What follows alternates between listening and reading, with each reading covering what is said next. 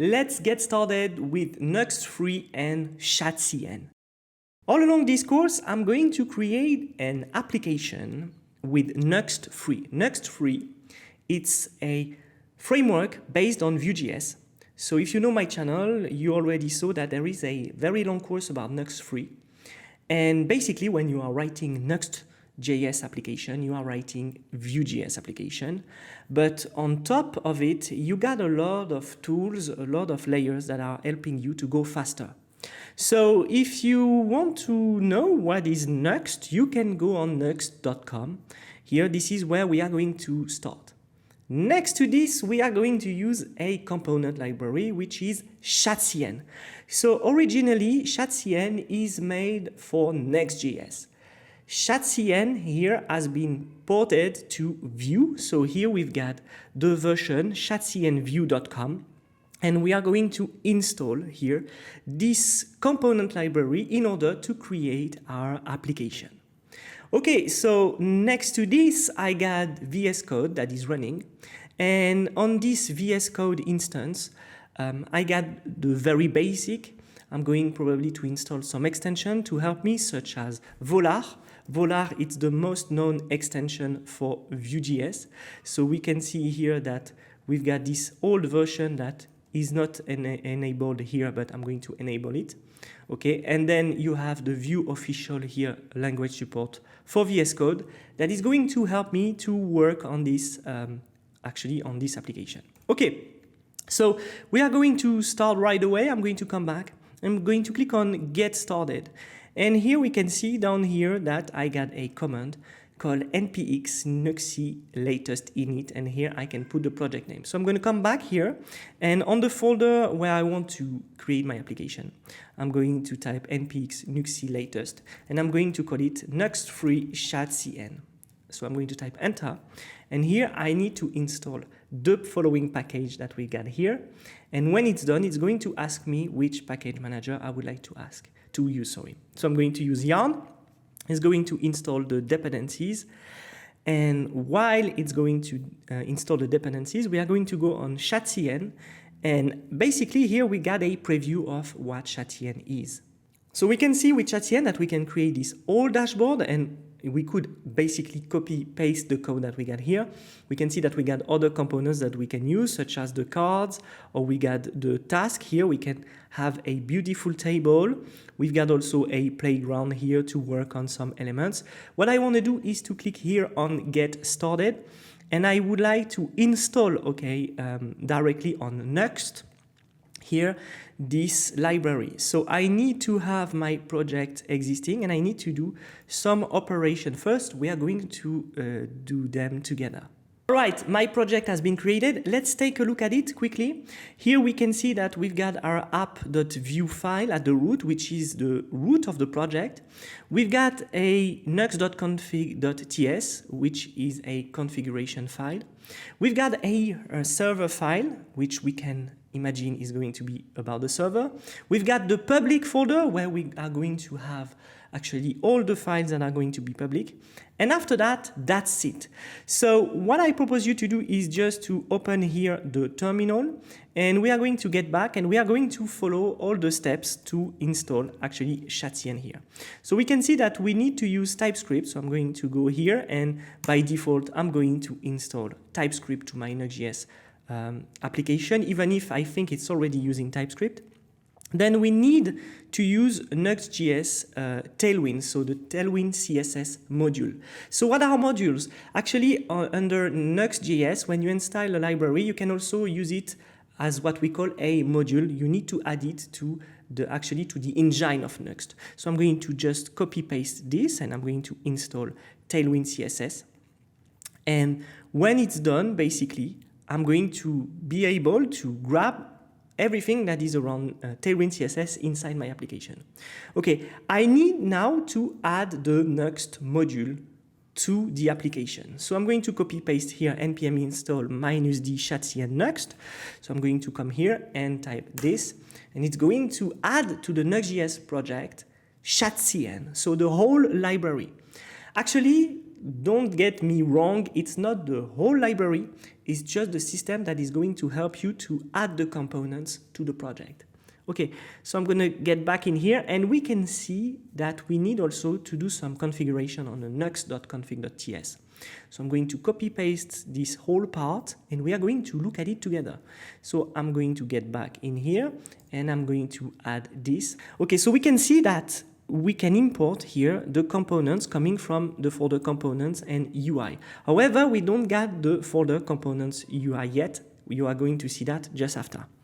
So let's continue here, and we can see here that we need to init actually this chatcn through the CLI. So I'm going to come back here, just remove that, and type npx chatcn view at latest init. So I'm going to type enter, and here I need to install the package because I don't have it. So it's going to be the same for you. You will need to install the package. So here it's installing chatcn, and we can see that after we will need to configure the components.json. So basically, chatcn comes with a full configuration here that you need to set up. It's all the time the same with chatcn. You need to configure a lot of stuff. How do you want your components to behave? Basically, the style, etc., etc. So here, I'm going to use TypeScript. What I want to use as a framework, it's Nuxt. So I'm going to type Nuxt. As a style, we can see that I got only 2 styles here. As a style, I'm going to put the default. Then here, as a color, I'm going to take the neutral. So here, we can see that we got a base color. It's going to be for the hover, etc., etc. So I'm going to type this. Here, I need to create a global CSS file, and I don't have it yet. So basically, what I would like to do is here to create the folder. So I'm going to follow what they say here, assets. And in assets, I'm going to create a new folder called CSS. It's for you to understand where we go exactly. I'm going to type tailwind.css, even if later we are going probably to change it for tailwind.scss. I'm going to type this. So I'm going to come back here, and I'm going to type enter. If I would like to use the CSS variable, I'm going to say yes. And the tailwind.config.js, it's going to be here at the bottom. Here, it's basically, I would like to use TS, but I'm going to let GS. Then for the components, I got the folder components, and then on the libutils also, and I can type yes, and it's going to write the whole components.json. This component.json file is necessary, guys, in order for chatcn to work. It's really important to do the setup at this point. When it's done, you should have this at the end, a tailwind.config.js with a lot of configuration. We should have the components.json with all the schema that we just wrote. We have a folder called public with utils. Here it's necessary in order for chatcn to work. Then we've got the components folder, which is empty, the assets with the CSS or SCSS if we want in the future. And that's it. We've got everything that is configured. I'm going to push that into a branch called main, for instance. The last step is to show you the app structure of the project. So basically on Nuxt 3, we are going to use pages where we are going to create view files. And we're going to have also a folder called components. So components is already created. Pages is not created yet. So I can create this folder called pages here, and it's going to receive the pages of the application. So here you can see that we've got pages, components, all right? And here we're going to have a UI folder that will contain all the components of chatcn. Then we got the utils folder, the assets, and the app.view. So we can see that everything here is actually under probably a source folder. So we're going to look directly how it works. And when we start the application, there we go, we've got our Nuxt.js app running. So let's come back quickly and let's look at this app.view file that we got here. And we've got this component, Nuxt welcome, which is the basic component of Nuxt.js. I'm going to remove it, and instead I'm going to type Nuxt page, okay? So Nuxt page will help me to display the pages of my application. However, right now I don't got any, so it's empty. What I'm going to do, I'm going to go here and create a pages folder. And into this pages folder, I'm going to create an index.view. So it's going to be the basic one. And here I'm going to use here a quick snippet that I'm going to show you later. to create my index. So we can see here that I got a first page with a script setup and a ref, a first ref. And then here my hello index template. So if I come back here, I got probably a bug. I'm going to reload, and we can see that I got my page hello index, right? So we've got the first page that is created. Now we would like to add a first element. Let's say that we would like to add the button. So I'm going to come back here and copy paste npx chatcn view at latest button. I'm going to stop here and I'm going to type this, and it's going to add to the project the component button coming from chatcn. So here I'm going to yarn dev again, and let's look at the components, and we can see here on the lib that I got a button.view, and we can see that we got the whole code here, which is really cool. So remember something, on Nuxt.js, you don't need to import the components. There is an auto import. So basically the only thing that I need to do is to use this button, click me here, and I got my hello index. So here I can just remove it. And what I can do is to put my button, click me. So if I come back, I'm supposed to have my button, click me, with the whole style coming from chatcn and view. So this is it, guys. We have our project. I'm going to push it to a GitHub repository right now. Okay, I'm on my repository. I'm going to create this under Nuxt free chatcn, and you will be able to find the repository in the description. So I'm going to create the repository right away, and we should be good. We have our repository ready. Let's pass now to the next step. Let's start to build this application. With Nuxt 3, we can use what we call layouts. The layouts are just here to display different style or different piece of UI at a certain point, and we can change layout from a page to another.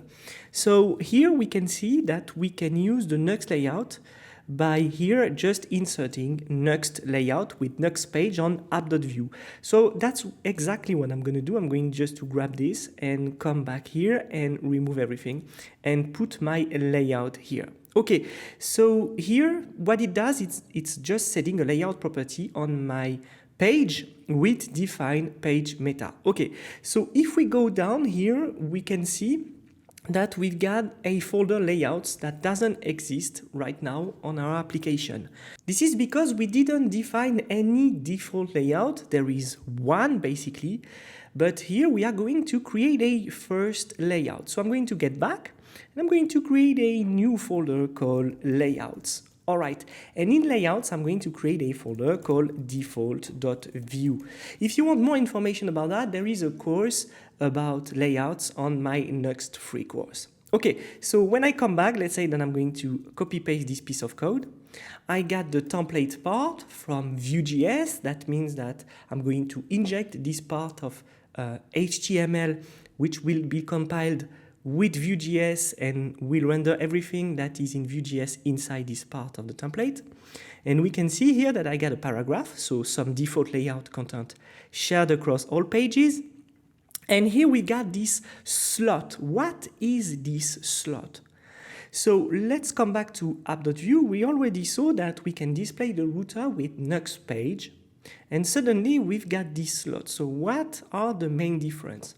So here the Nuxt layout is to display a layout. So we will see later that we can actually change the layout. So here we got default, but we can have a second layout after. And we've got here the router that is displayed in here. And so we imagine that here default is going to be here at the place of Nuxt layout. And then we will have this, and then we will have the slot. So the Nuxt page will be here to display the pages. So if I go here, we can see that I got my first pages, but the slot here will be relative to actually everything that is going to be under the paragraph here. So here, this is the router, but here the slot, this is all the pages that will be actually relative to the default layout. So let's come back to the app. And if I update, we can see that by default, I got my some default layout content share across all pages. So if I create another page, let's say that it's going to be a page, and here we are going to use the router from Nuxt, because when you create a page in here, it's going to be automatically added to the root path. So if I create a test.view, and I create my component hello test and I come back. If I go to /test here, we can see that I still got the default layout. So if you call your first layout default in here, it's going to be reflected on every page where you don't specify a specific layout. Come back, let's say that here we would like to have a custom layout. What we can do is to come back here, and I'm going just to create it for you for the demonstration here quickly. We've got this custom layout, and let's say that it's going to be exactly the same as this. And here I'm going to say these pages are using custom layout. Let's say that we would like that our test.view page will not be used by the default layout, but by the custom. What I can do here is to use script setup long TypeScript with define page meta. So I'm going to come back in here and I'm just going to post this, for instance. And when I come back and I go to test, suddenly I'm using the custom layout. If I go back to the home page, I got the home page. Okay, this was just a quick demonstration. I'm going to remove this custom layout and the test page. What I want to do now is to focus on this part. Okay, so we will have here our layout, and you will understand why I start by this. What I want to do is to have all my pages inside this slot, but I would like to have here, it's a sidebar. Okay, so I would like to have a sidebar on the left and then all the content on the right. So what I can do at first to do this, it's to use here flex, and what I can do is to put item start. So remember with ChatCN we have Tailwind CSS. So if I go down here, we can see that I got Nuxt.js Tailwind CSS. So now I can use Tailwind CSS to create my full design. Okay, if I do this, suddenly I got the two elements next to each other. Okay, so that's the first thing. What I want to do here, I'm going to work on the sidebar on the next lesson. But what I want to do is possibly to wrap this slot that we got here into a div. So I'm going to put my div here and I'm going to put my slot just in here. Remember, if you don't use this slot, you will never have any page displayed there, right? Okay, so we've got the sidebar, flex, item start, everything that is set up. That is really nice. The last thing that I want to tell you guys is that here on the layouts, there is no JavaScript logic to insert. Let me explain. If you go here on pages, here we can see that I got a reference here, which is a variable or a signal. And here we've got, I mean, it's not a signal, but here it's a reference. Here we've got this JavaScript part, okay? You can't do this, okay? You don't want to import here some JavaScript into your default layout. If you want to inject a script or do some operations before, probably you would like to do it into your Nuxt config file that is down there. This is a common mistake that a lot of people are doing. Here you are just working on some design, some UI specification on how you want to display the items. Okay, so here we've got the sidebar. So let's say that I'm going to put the sidebar into a div and we are going to end on this. What we would like to have here, it's a sidebar with, let's say, a menu. So what I can do here is to go to components and I can create, for instance, a new folder called sidebar, and inside I can create a menu.view. Okay, and I can initiate here my menu. By the way, what you just saw that I'm using, it's a snippet. So basically you can use snippets by going here on your extension and typing view snippets. There's a lot of snippets here that you can find, for instance, this one. When you install those snippets, you are basically able to set up every file that you get here. Me personally, I created my own snippet. I'm writing my own snippet. And as you can see, every time I type this piece of code, so I'm going to go here, vcomp, here I got a body that is generated like this. If you want to have this piece of code, I'm probably going to give you a link in the gist. It will be easy for you to use. So let's come back. Here we see that we've got a menu. So let's just try to import this sidebar menu. And by the way, here you see that I'm typing sidebar menu and I don't import anything because with Nuxt Free, everything is auto-imported. So here you can see that I got my sidebar folder, so I start by sidebar, and then I got menu, so I type menu. If I come back here, I got my sidebar menu that is here.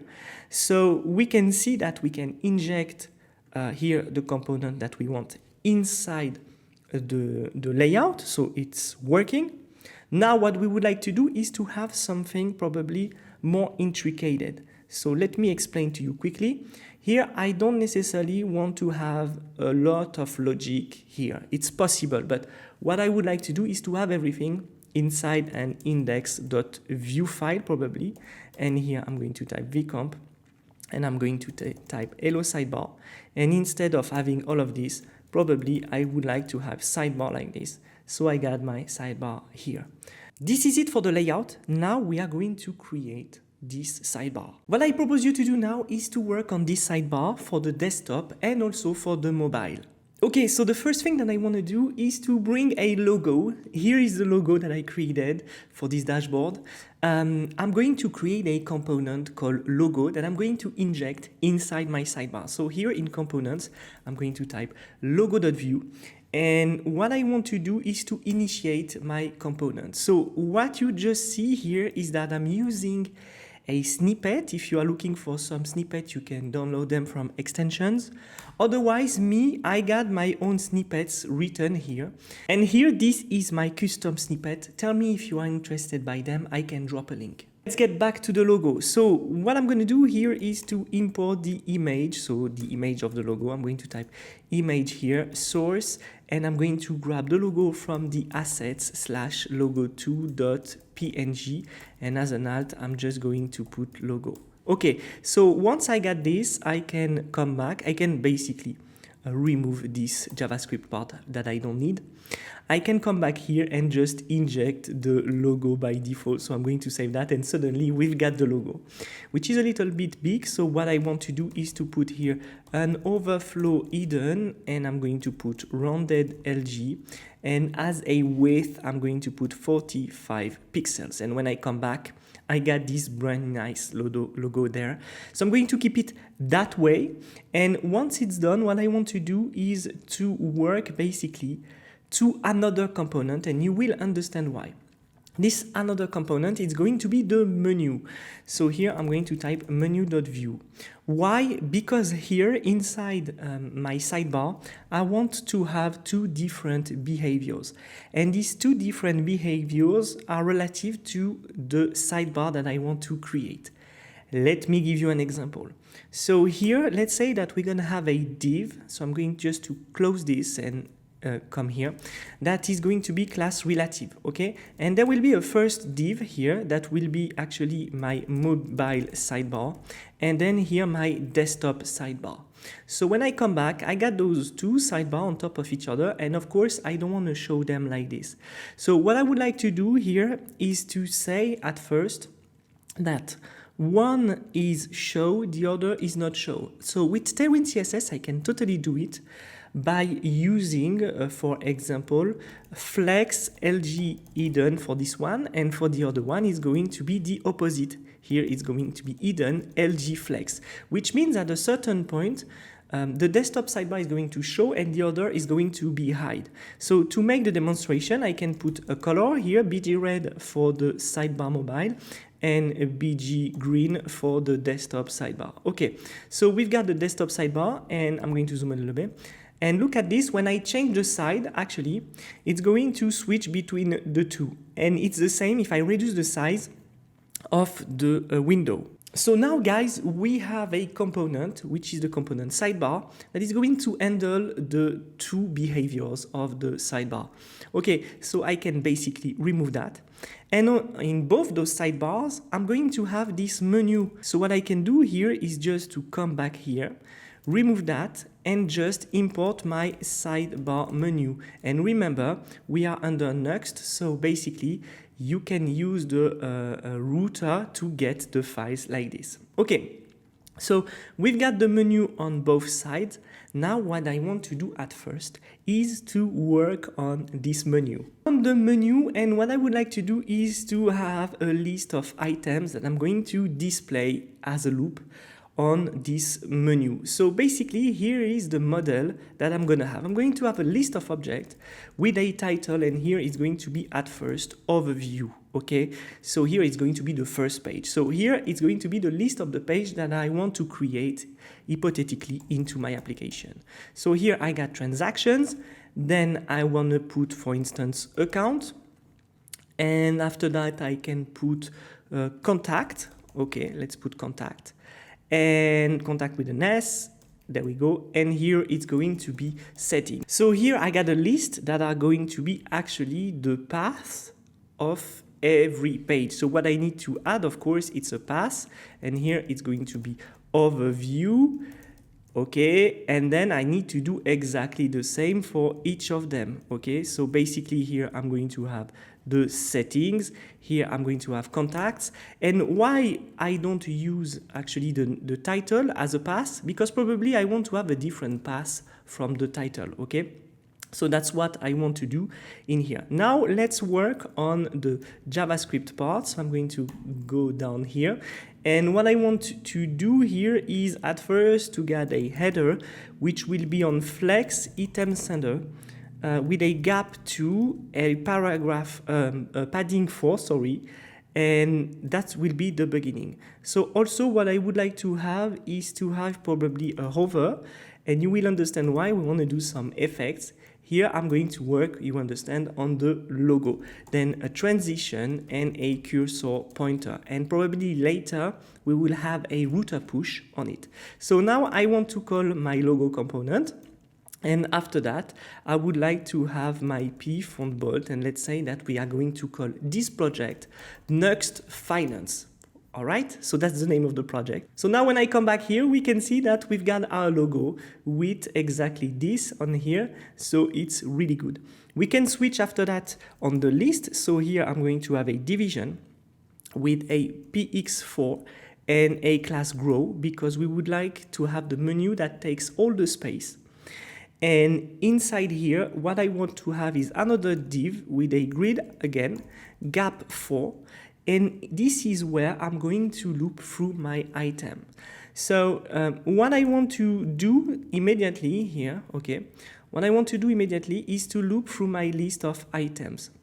So I got my items up here, and here I'm looping through my list of items. I'm going to give a bit of style after that. And inside I'm going to call the span, and inside the span I'm going to have the item.title. So when I come back, we can see that I got all my elements that are here. Very nice. After that, I would like to give some style. I'm going to type class, and it's going to be flex item sender, gap2, px2, py1, transition, rounded. We're going to add all these effects when we pass our mouse on it, cursor pointer, and on over it's going to be BG neutral 100 or 50, I'm not really sure. So now when I pass my mouse, you can see here that we've got these nice effects. Also the gap here is too big. I'm going to put a gap 2. I think it's going to be better. There we go. Okay, we've got all these elements ready. There's something that I would like to add. It's icons. So let's work on an icon library. We can find here this Nuxt icon library. So that's what I'm going to install. I'm going to install npm install savedave Nuxt icon. How does it work? So basically we install the package, okay, and we need to go to Nuxt config and as a module put our Nuxt icons. So here on my define Nuxt config, I need to add my Nuxt icon just here. After that, we are able to use the icon component, and we can pass the name and the color of the icon if we want to. If we would like to use actually different icons, what we need to do is to go on the official website that is coming actually from Iconify. So you go to iconify.design, and here on the top you click on icons.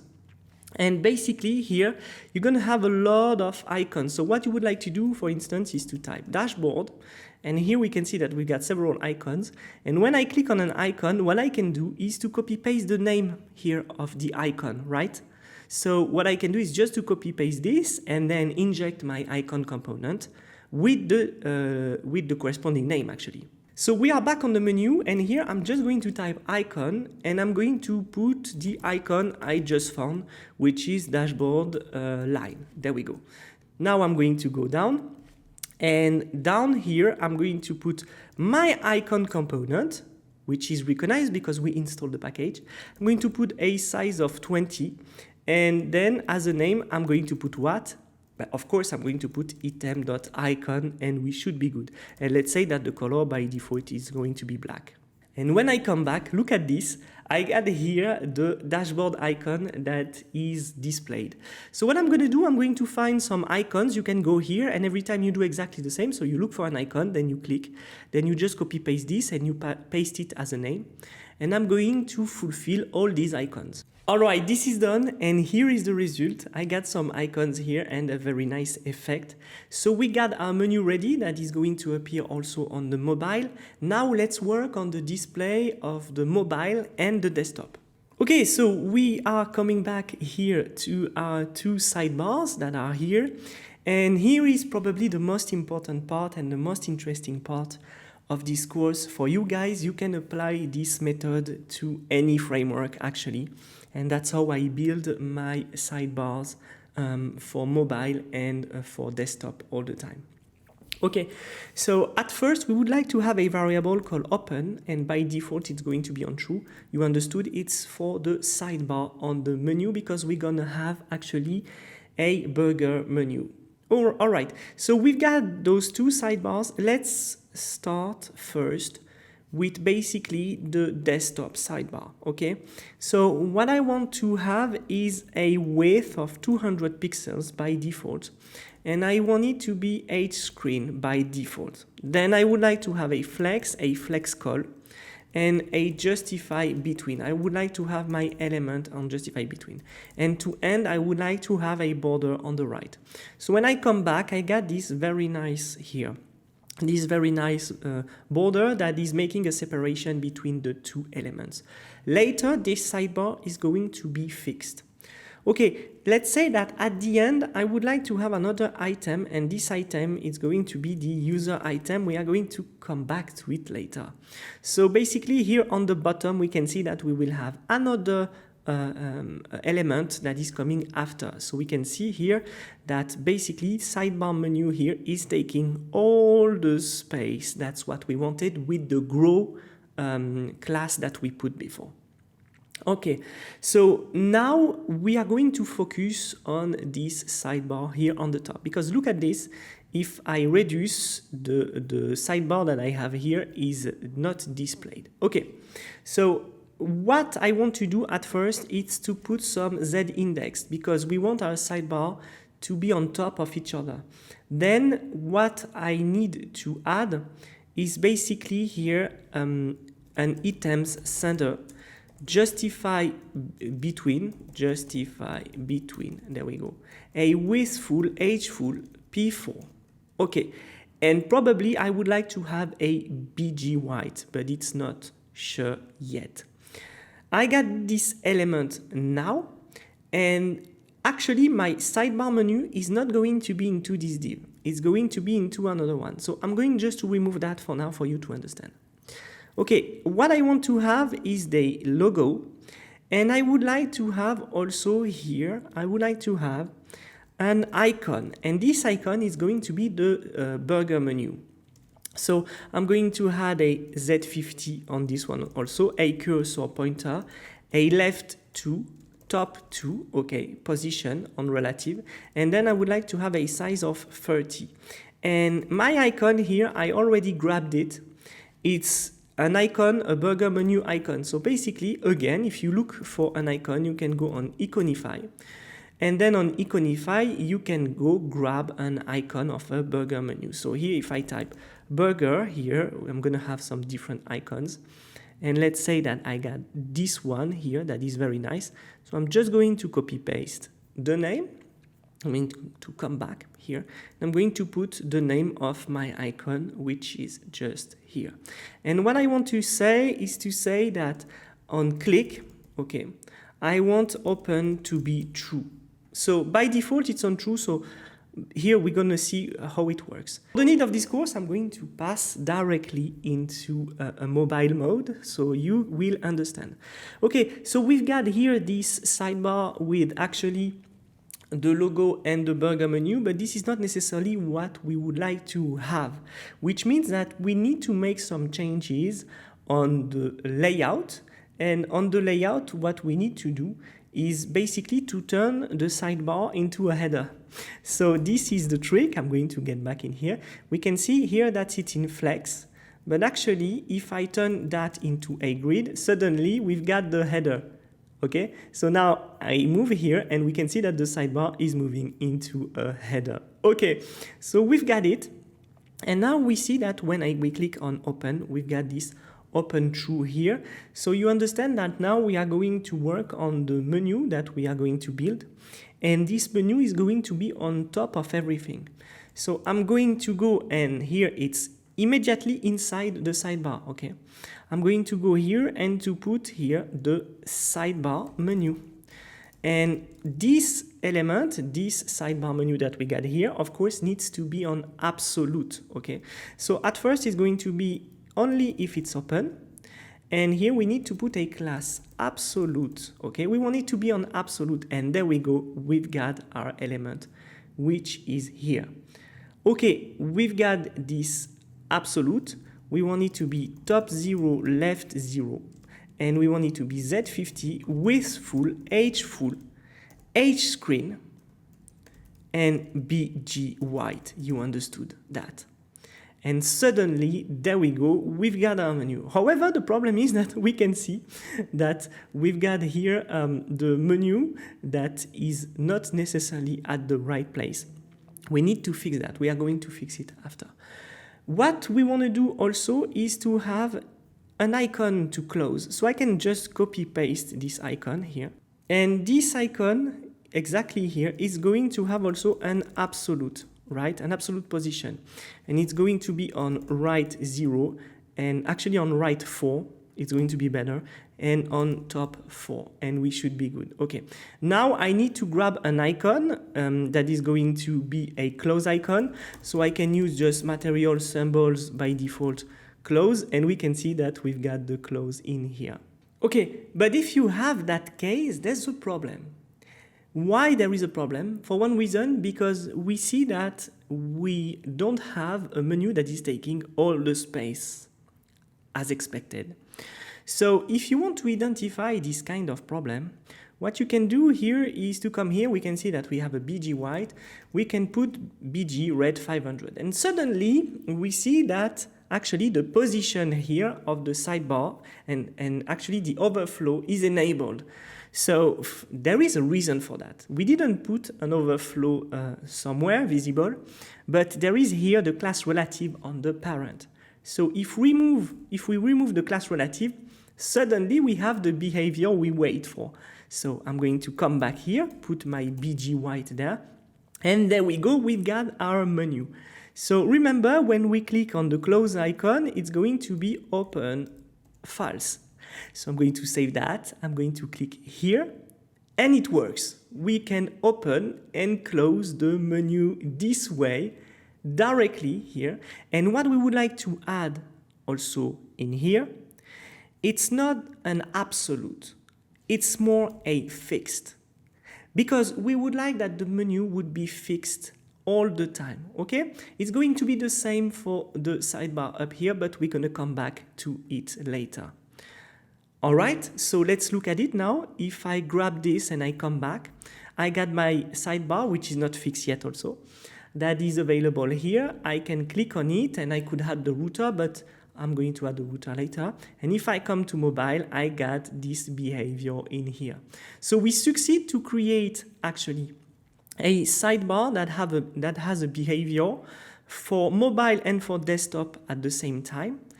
And we reuse the menu, which is here, immediately here. We reuse this component menu to display on the mobile and on the desktop the menu itself. Later, we will have to work on when we click on an item here on the menu, the router is going to detect that we click on it, and we will be able to emit an event directly from the sidebar to close here this open variable that we got here. In the previous course, we've been working on this sidebar, which have a behavior for the mobile and a behavior for the desktop. So if I come back here, we can see that the sidebar is efficient. It is working very good. What I want to do here is to create a new page, and this new page is going to be called transactions.view. It's going to be the page of the transaction that we got here. So of course I need to initiate my page transaction, and if I come back, there we go. But if I click on transaction here, nothing is happening. What I need to do is to come back to the sidebar. And on the sidebar here, we can see that I got a division with all the elements, but nothing is happening because nothing here is leading to the page transaction.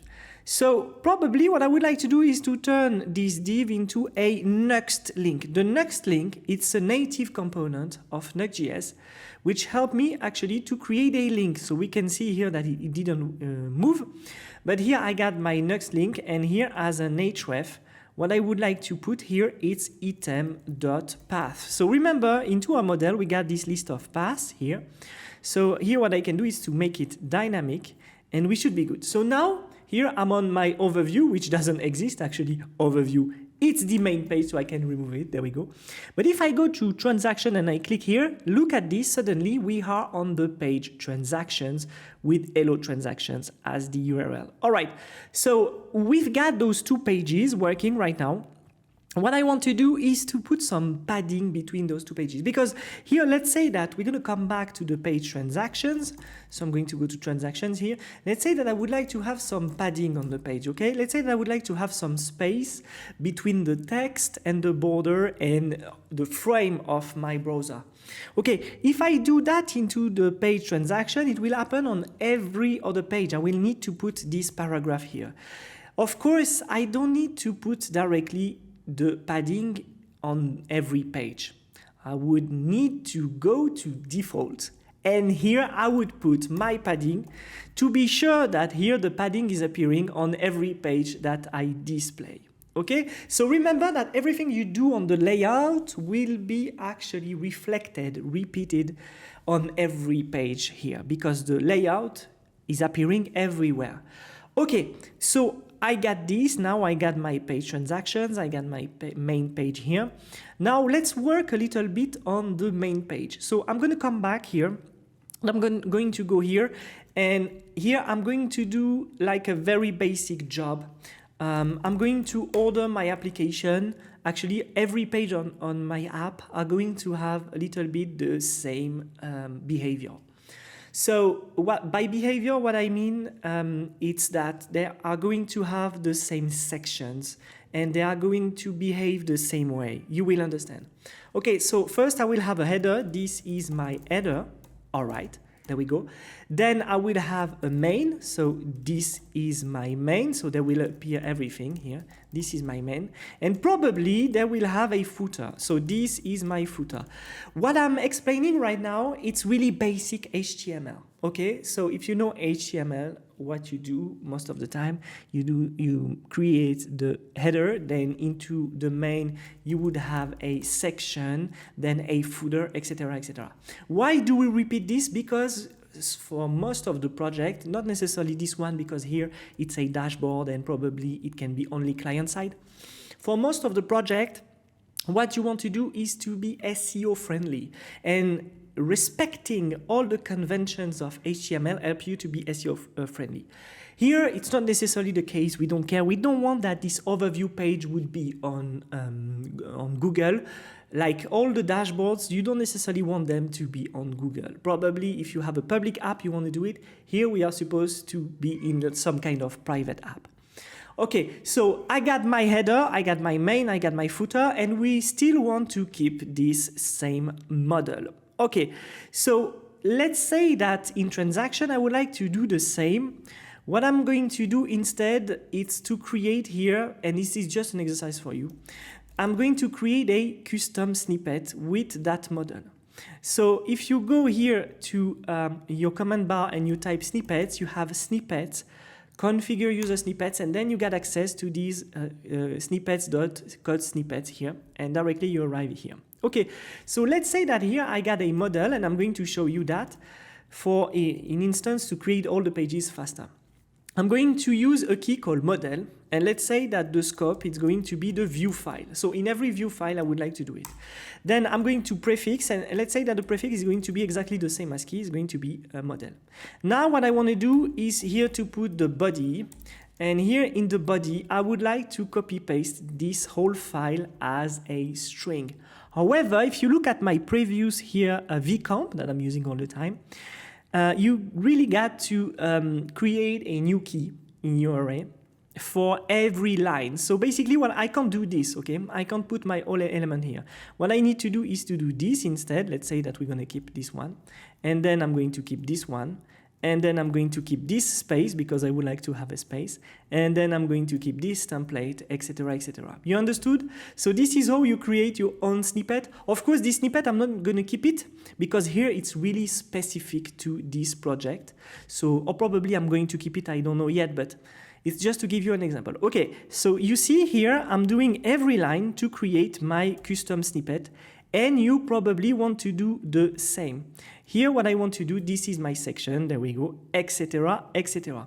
So here I do it manually, just to explain to you that snippets are really useful, but I could just copy paste that into ChatGPT and it would do it for me, but just to show you how it works. Okay, and finally, I got this element. All right, so we've got a full template that it's supposed to work. Okay, so I'm just going to increment in the right way my whole snippet, and I'm going to come down here, and we should be good. Here we got an error, I don't know why, expected comma, here, there we go. Okay, so now we've got our snippet called model, and what I can do is just to remove everything, and we're gonna test it. So if I type model here, I can see that I got my snippet that has been recorded, and if I type enter, suddenly, there we go. And if I save here, I'm automatically indenting because I got extensions that are doing it for me. Okay, so it works for index. Let's go to transaction. I'm going to remove it, and I'm going to type model, and there we go. Our snippet is working perfectly. So we got our two pages here, transactions and the main page, that heritate from the same model. Of course, if you would like, you could have a big page, or you can just directly copy paste. But here, we assume that we are going to do it for every page, so we don't want to waste time, right? Okay, that's great. So now I know how to do a custom snippet. I will do the basic of my overview page. Okay, now I'm going to work on the skeleton of my overview page. And basically, remember, I'm going to use this snippet model that I did in the previous course to create my pages faster. So all the pages are going to have the same skeleton, and then on my CSS, I will be able to use the power of Tailwind to give the same style to every page. So I'm just going to start here with my header. So I'm going to put an H1, and here it's going to be a dashboard. And then after this, I'm going to put a paragraph, and I'm going to put all the information, let's say, about your current finances. All right, so I'm going to save, and if I come back, I got this. There we go. Then we've got the main here, and in the main, we got this kind of title. And what I want to put, I'm going to put a div, and here I'm going to put, here is a tab, okay? And here I'm going to have a section, etc., etc. So let me explain to you quickly here how I'm building this application.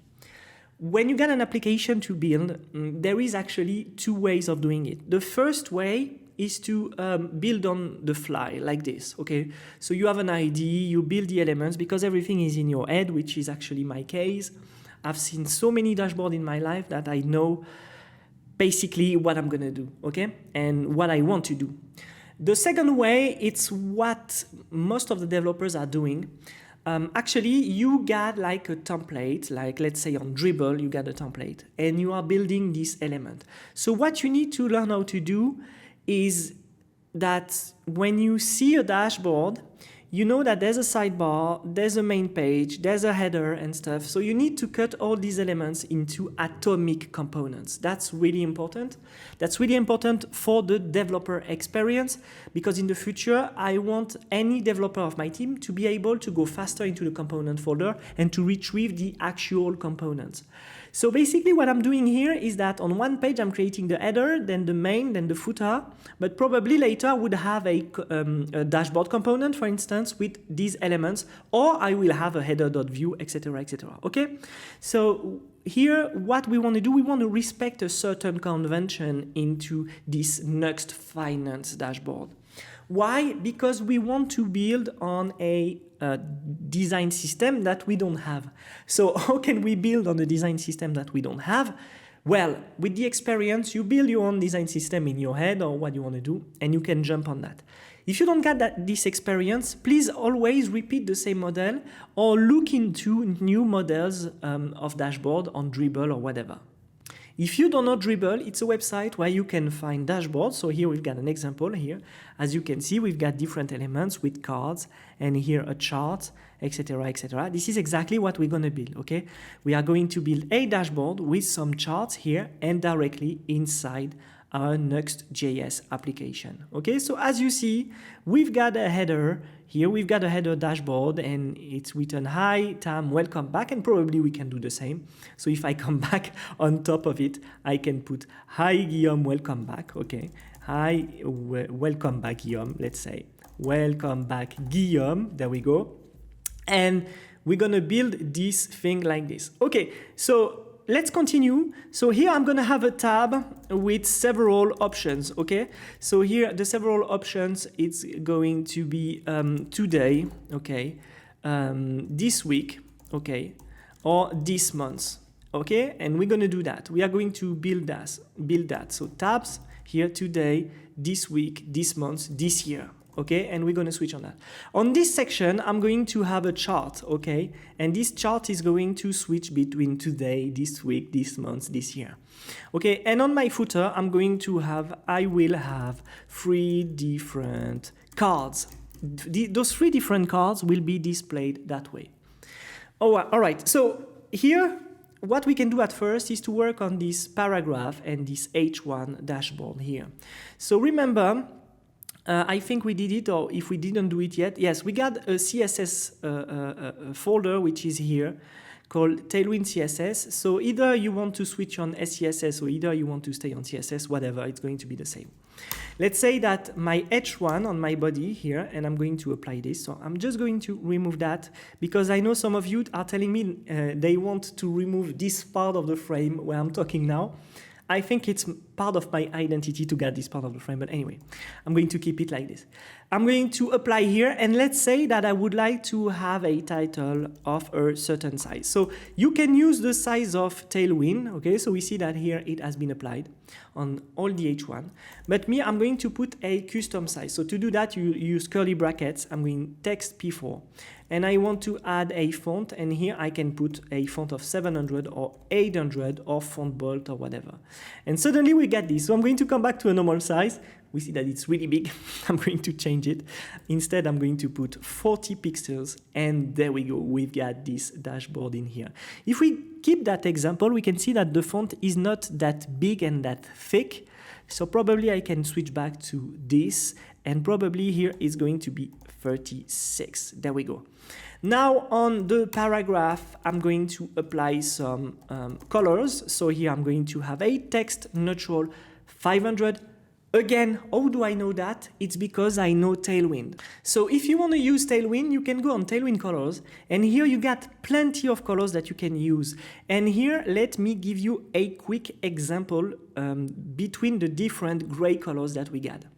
This is a really deep course into designing an application, so I want to focus on that kind of details. Here, we can see that we got slate, and it's really blue, like we can see that the gray is blue. Then we got the gray, but this gray, it's a bit blue. For the zinc, it's totally the opposite. The gray, it's a gray, a lot like the stone here that you got on the bottom. So me, most of the time, I'm using neutral because neutral, it's really gray in comparison. If you look at the 400s here, you can see the different pieces of colors. We've got the neutral 400 that is very cool. So here I put 500, but I could put 400. And here we should be good. Okay, so we got this. Probably here I can see that I want to add some more size, some more weight to this dashboard. So hi, welcome back, Guillaume. And we see here that when I added the color here, it's impacting my Nuxt finance that I got here. So this is a common case. When you do some designing, you got to be sure about what you want to do as a design system at first. So a lot of developers, they are working on a Figmas. And designers that are also developers are designing first the app, which is a long process. But here, it's always useful to know how you're going to build your app. We come back to my sidebar. Here, I can see that I can put text black because this is probably the only paragraph that I want to be black. And all the other paragraphs are going to be gray. Okay, this is the first part. Then, the second part, let's come back. So we got those two elements. Probably all the headers, I would like to apply them some space between the elements. And this is where we should talk about the grid. So here we can see that I got my header. And probably what I want to do is to put a margin on top and on bottom. So if I put margin 12, look what is the result. I like this space here, but I don't like the space up here. So to fix that kind of problem, actually, it's not to add some margin on top of the bottom, but to add a grid on the parent and to add what we call a gap. So I can put gap 8. And suddenly we see that I got the spaces that have been added between the element of my actual page. What I can do also is to put an age screen minimum to be sure that all my elements are going to be displayed equally. And if I want to have an element that is bigger, I can put a class grow. And here it's not working because I should use basically the flex to do it. But I could do that if I would like to have this tab to be bigger.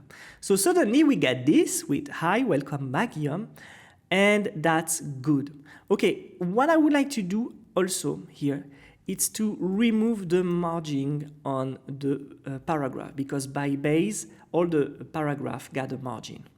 There we go. So we got hi, welcome back, and we got this dashboard title that is done. So this was the second lesson.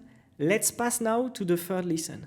Before I work on the chart, and it's going to be a new lesson and on the cards, what I would like to do is to simulate a fake space that is taken in here. So to do that, what I want to do, I'm going to wrap this div here. I'm going to go for 8 of 12 and a width full. Okay. And when we come back here, we got this rectangle box here that is representing something. Actually, I'm going to go on a BG neutral 200. There we go. Okay. It's in the header. What I would like to do is to fulfill that space here, which is empty. I would like to have some kind of button. But to do so, what I want to do is actually to come back to my default layout. And here on this slot, I would like to add a width full, so I can be sure that I got the whole space. And we can see here that suddenly this fake button is here. So now I can come back here and put flex, item start, justify between. Item start because we would like to have the element there. And we can see that it takes all the space. So now what I can do is to put grow in here. And instead of having width full, I'm going to put, for instance, 112 pixels. And I add this button, this thing that is here, this fake thing. I don't know yet what it's going to be. I can even put a 36 pixels because it's going to be more like a button. Okay, I'm going to do exactly for the charts. Okay, I'm going to do exactly the same for the chart and the cards down there, and we're going to look at the result together. Okay, and there we go. We've got the skeleton of the application. It's really useful to do a skeleton of an application like this to see where you are going to put the elements. But there's a lot of problems between the margin, the size of the 8 and stuff. So the first thing I'm going to remove is the 8 screen. And suddenly we've got those elements that are going to do probably like a bento. Now we want to work on the gaps. And if you look at this here, I've been working on the gap, and probably I would like to put the same gaps a bit everywhere. So we can see here that I got a gap too, and suddenly there's more coherence, like we understand way more where we go. So we got the dashboard here, and it could even be here, this piece of UI, it could even be another component that would be our loader. So I wanted to show you through this lesson that sometimes when you want to build an application, it's always good for the vision, if you don't got any design system or any template to follow, that you can create skeletons of applications like this to display the element. So here we know that we're going to have some cards. Here we know that we are going to have a chart and some tabs that are going to change the data that is going to be here or here. And then we also know that we got this button up here. In the previous video, we created this dashboard skeleton with all the elements that we would like to display. So basically, in this video, what I'm going to do is to use Chat-CN tabs to create these different tabs that we are going to switch on. Okay, if I go to the official documentation here of Chat-CN view, we can see on tabs that I got this very nice component where I can switch directly from the tabs. So what I'm going to do here is just to copy paste this npx Chat-CN install. I'm going just to type enter. It's going to add the tabs. So I'm going to say yes, I'm going to add the following packages. And here when it's done, I'm able to use the Chat-CN tab. So I'm going to type yarn and yarn dev, there we go. And after that, I can see down here that I got an example of tabs that I can push.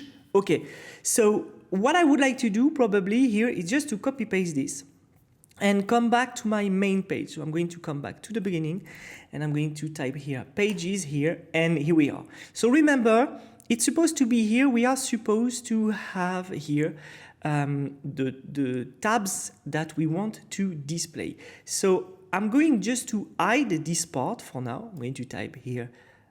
There we go, we're going to hide this. And I'm going to copy paste the tabs that I got here from the official documentation. So I can remove the part with the templates. And there we go, we got our tabs here. On the top, I need to import everything from the tabs. And look at this, we have our system of tabs that is just here.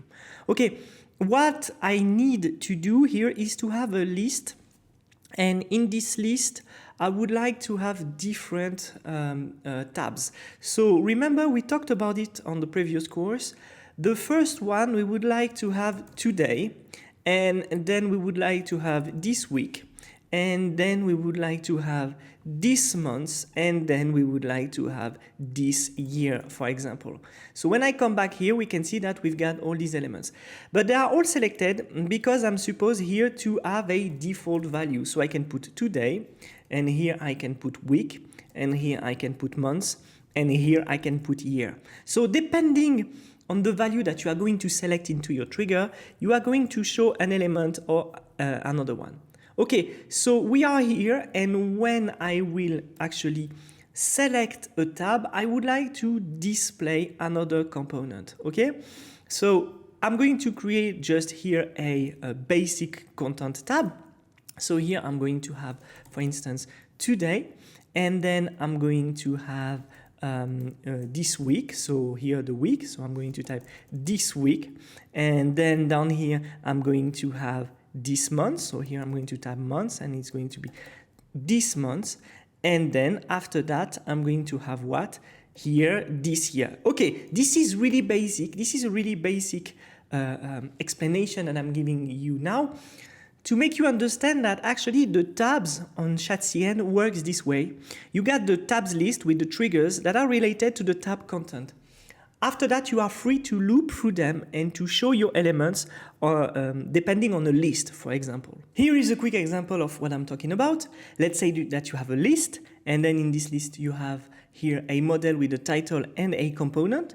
And when we go down, we can see here that on our tabs, we are looping through the tabs trigger, and then we are looping through the tabs content.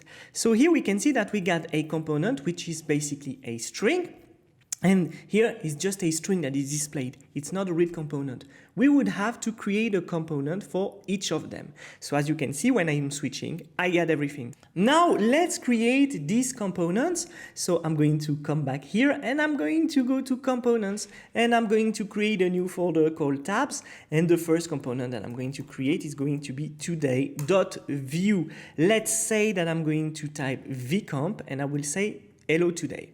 So if I go here and I type tabs today, I'm supposed to have my tabs today component. But if I want to get this tabs today component, I cannot put it this way. What I need to use is to use resolve component, and I need to put the name of the component. So here it's going to be in the folder tabs because I'm on Nuxt and we resolve every component depending on the root. So basically here it's going to be tabs and here it's going to be today. If I save that and I come back, what I need to do is to update, and we can see suddenly that we got our hello today component, which is here.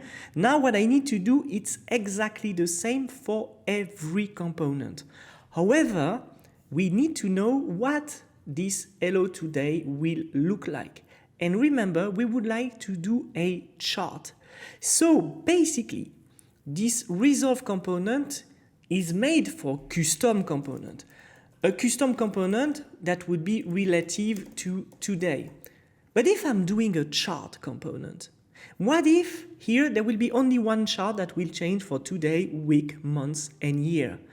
I don't need to make several components. I could have one component called chart. Let's create this new component in the next lesson. There are plenty of charts library that we can use for our Nuxt.js or Vue.js application. The one that I want to show you today is probably one that you don't know, which is iCharts. It's very known, but it's not really commonly used. iCharts help us to create some very nice and simple charts that we can inject to our JavaScript application. And we've got a module that is called iCharts that we can use directly inside Nuxt.js. So this is going to be the first step.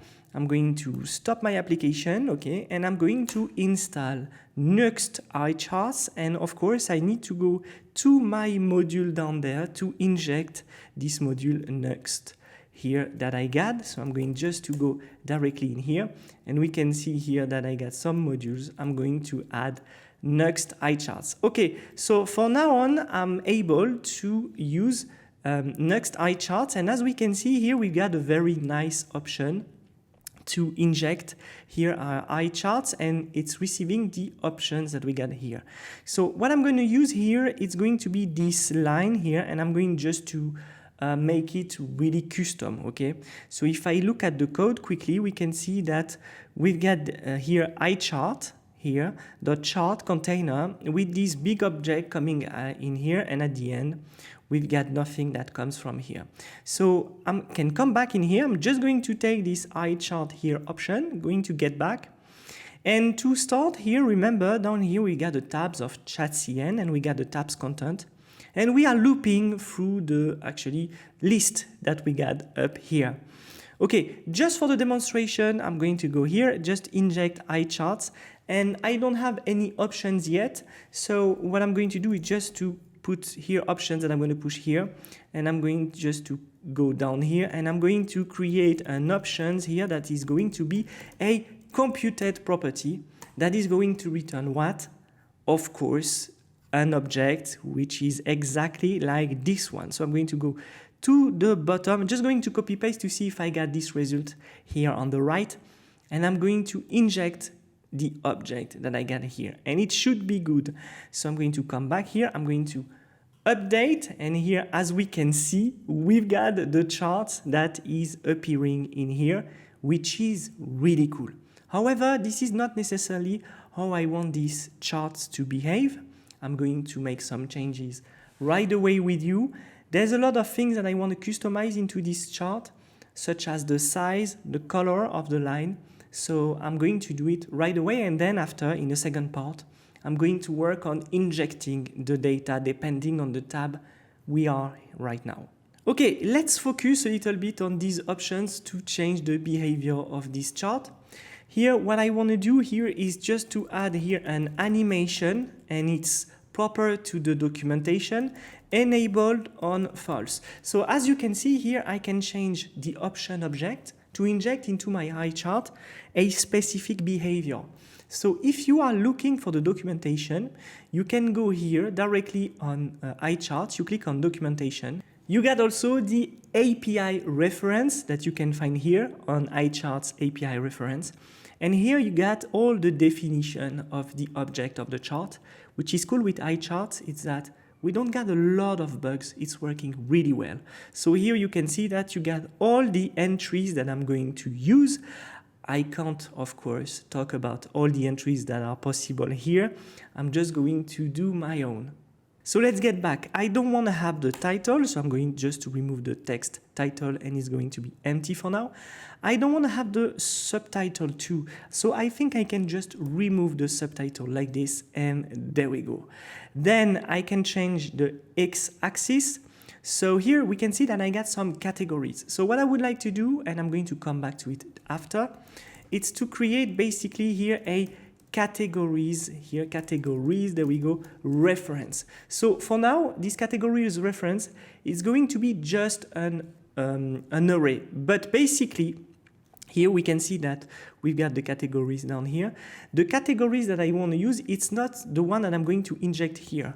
What I would like to have, it's basically, and I'm going to do a let instead of here categories, it's a current category. Okay, so the current category here, this is the one that is going to be an array.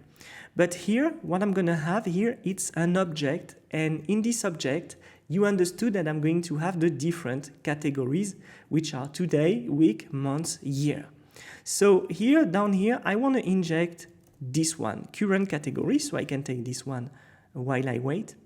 And on the current categories, I'm going to inject the months, okay? So here, later, I will have what? I will have today with some categories.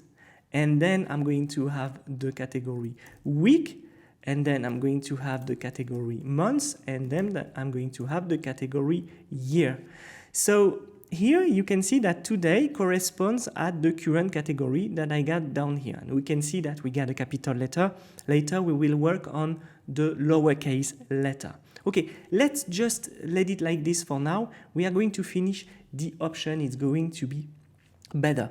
So here on the x-axis, which is here, we can see that I injected the custom categories, and I'm going to come back to it.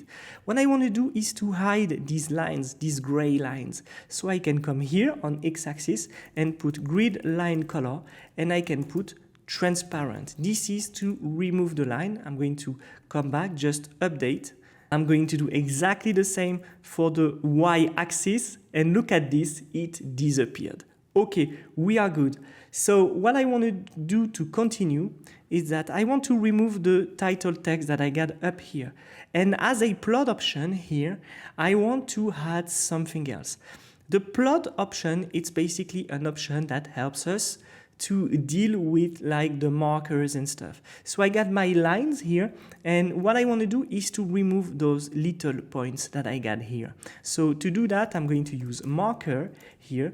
And after marker here, inside marker, I can use enabled, and here I can put enabled false. So when I come back and I update, we can see that I don't get the points. However, I still got these temperatures that I want to remove also. So I'm going to remove them just after. I want probably to enable the mouse tracking. So when I move here, we can see that we've got this nice element appearing. You see there's a lot of options that we can use. And it's really, really cool. Okay, down here in series, this is where you are going to have actually all the data, all the lines that you want to inject into your chart, okay? So me, I don't want to have several lines. I'm just going to take one. As a name, I'm just going to put a line down here. And what I would like to do is to have a thicker line. So what I can do is to go here and to put line width 4 pixels, and then I'm good. I'm going to have a thicker line. There we go. And I would like this line to be gradient. So what I can use is the object color, And it's really often that we want to have lines like this. So this is why I go really deep into the lesson to explain to you. Here we're going to have linear gradient, okay, because I want to have a linear gradient. And this is where you have to really listen carefully because the explanation is going to be a bit difficult. Okay, so here I want to put the points in the space where the colors are going to start and end. So basically here you see that we got 0, 2, 4, 6, 8, 10. Okay, so here horizontally I would like to say, hey, start at this point, start at this point, start at this point. So this is where in stops I need to push the color and the moment it starts, the moment it ends. So here this array is going to take several arrays, and the first value in this array is going to be the position. So here if I put a 0 and I put, for instance, red, let's come back, we can see that the only color that is going to start on 0, right? The only color that is going to start is going to be red. And there's only red because here I got just red in here. But if I had a second one and I put 0.25 and I put blue, and you come back, we can see that suddenly the color passes from red to blue. And there is a gradient color, as you can see. That's what we want with a custom color. However, I already prepared a very nice custom color for you guys. This is going to be like probably orange, I think, if I remember well. So I'm going to pass on 6, 9, and here I want to have here 1, and there we go. As you can see, we've got an orange color that is starting here, and I don't want it to start here. I'm going to have 4 colors. So basically, if I have 4 colors here, it needs to end on 1. 1, it's supposed to be the latest color used. You can add as many colors as you want, but what I mean is that the first value is going to switch between 0 and 1. So basically, if I want to have 4 colors, it's going to be 0, 33, 66, and then 1. Okay. So if I come back here, there is no difference because I need to add my own colors. And this is where you want to custom. This is where you want to custom exactly your pattern here. So as you can see, we've got something really nice starting here, then RGBA. And as you see, iCharts, it's really easy to use, really easy to understand. This chart has a lot of options which are very cool to use. And the last one, I think I want to add some kind of green color. So I'm going to hide 217.93 1, and there we go. And this is the color that I want for my chart. Okay, so we saw how to create a linear gradient, right? Now, what I want to do, it's just to remove the legend, and I want to pass to the next step because it begins to be a bit long. I'm going to put here enable false, and we should be good. So I don't want to have a legend. I don't want to show it. I just want to have this. There we go. The last thing is those numbers. I don't want to show those numbers that we got here. So what I want to do here is to turn data labels inside plotOptions.line.data labels enabled on false. And when I come back, look at this. We have a beautiful line. Now this is done. I would like this chart to take the full width. So what I can do is to come back to my HTML part. And if I remember well, I got this class with 400 pixels that is stopping me to go full width. I'm just going to put it on the tabs and look at this. This is what we've got. So here what I need to do is to put max width 400 pixels, and there we go. We are going to come back on the loop here. Don't worry for that. But basically here we want to inject new data all the time. So we will need to have a dynamic data here. So on my options down here, I remove the data and I'm going to come back on the top and I'm going to put data as a reference. And by default, we're going to put those numbers that we've got up here. So as you can see here, I need to put the data, but of course, here it's going to be data.value because I'm on view free, and there we go. We've got our beautiful line that is here. We need a bit more customization, but we are going to come back at it later. Let's pass now to the step where our chart is dynamic. When I click in here, I want to update the lines here. I want to update the values, etc., etc. So the first thing that I want to do here, because in this course, I'm not going to fetch data from a database. So I need fake data. So basically, I need a function that is going to create for me fake data, okay? So let's say that this function, it's going to be called generate random value. So I'm going to just close all of this, and I'm going to go here on the bottom, and we are going to write this function together. Function generate random data. Okay, so basically, we can ask ChatGPT to create a function for us. Okay, so we ask ChatGPT to create this generate random data function, which receive a number.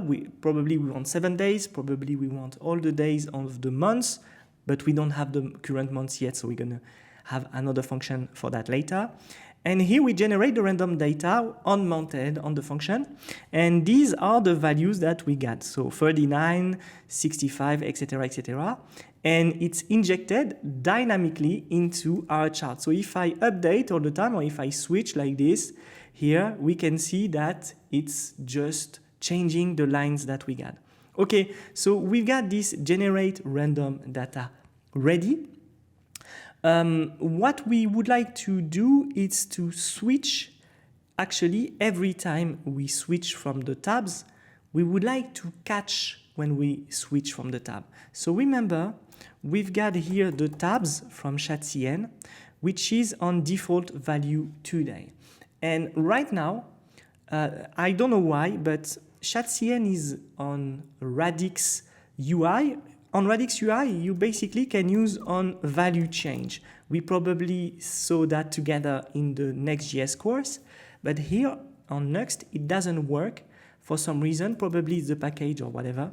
So what I'm going to do is to create a custom function to catch actually the category. So here I'm going to click here on set category, and I need to create this function set category. So I'm going to come back here and put set category. And this function here will be actually the sub-function that I'm going to use to set the current category. Let's look at what we've got. If I type console log he.target, when I switch the value, I should have something. So I'm going to come here, and if I click here, we see that I can target the button that I'm clicking on. So what I want to do is to create a value that is going to be e.target.inner text. I want to catch the inner text. However, remember here we got today with the T capitalized, W capitalized, M capitalized. We would like to make it lowercase. So I can just use lowercase here. And here, remember on the top, we've got a current category, okay? So here, the current category that we got here, it's the array of all the months that we are supposed to inject. And we saw that it doesn't work. What we would like to do is basically to add here on the current category, instead of this array, we would like to use the set category that we have here. So what I can do is to type current category, and in current category, I want to inject this value here. Okay, so this current category here by default, it's going to be today. And remember, here we want to use categories and current category to change our options. So I'm going to come back down here. If I go to my axis, we can see that I got current category. However, what I want to do is to do categories of current categories. I want to get in today the y-axis that is down here, but we don't have it. So for today, we would like to have all the hours of the day. For the week, we would like to have all the days. For the months, we would like to have also all the days, but on the months. And for the year, we would like to have all the year. Okay, so the months is going to be the separate actually, because we will have a function to get the current months. But for today, week and year, it's really easy. We can get all the days into a big object generated by ChatGPT. So I got these categories here, object generated by ChatGPT. And in today, I got all the hours. In week, I got all the days of the week. And in the year, I got all the months, actually, not the days. Set of data, because here it doesn't mean anything. So let's come back and remember, we've got a function that we can use. And this function can actually generate a random value every time we set a new category. So what I can use is a switch. And when the value is going to change, I'm going to generate a random set of data. So if it's today, I would like to have 24 set of data. Okay, I can do this. So if it's for the week, I would like to have 7 days. If it's for the months, I'm going to randomly here put 31, okay, for the months. There we go. And if it's for the year, here I'm going to put 365 days. Okay, so every time that I'm going to set here, and by default, I'm going to just to put here 24. There we go. So basically, every time I'm going to set a category, I'm going to inject a new set of data.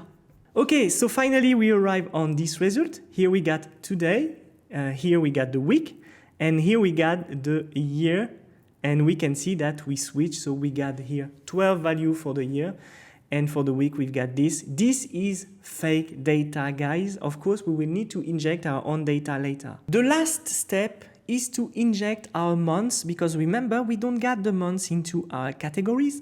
So if I go down here, we can see that I got generate months, and this is basically a function that is going to generate the month's dates actually, and to add the month's dates directly to my categories down here. So this is a basic ChatGPT generated function in JavaScript, but just let's decompose it quickly. We've got the current date, and we want to have the current months. So we use get months. Then we got the full year, and we want to generate the month's dates. So we got the month's dates in an array, and this is what we are going to return from this function.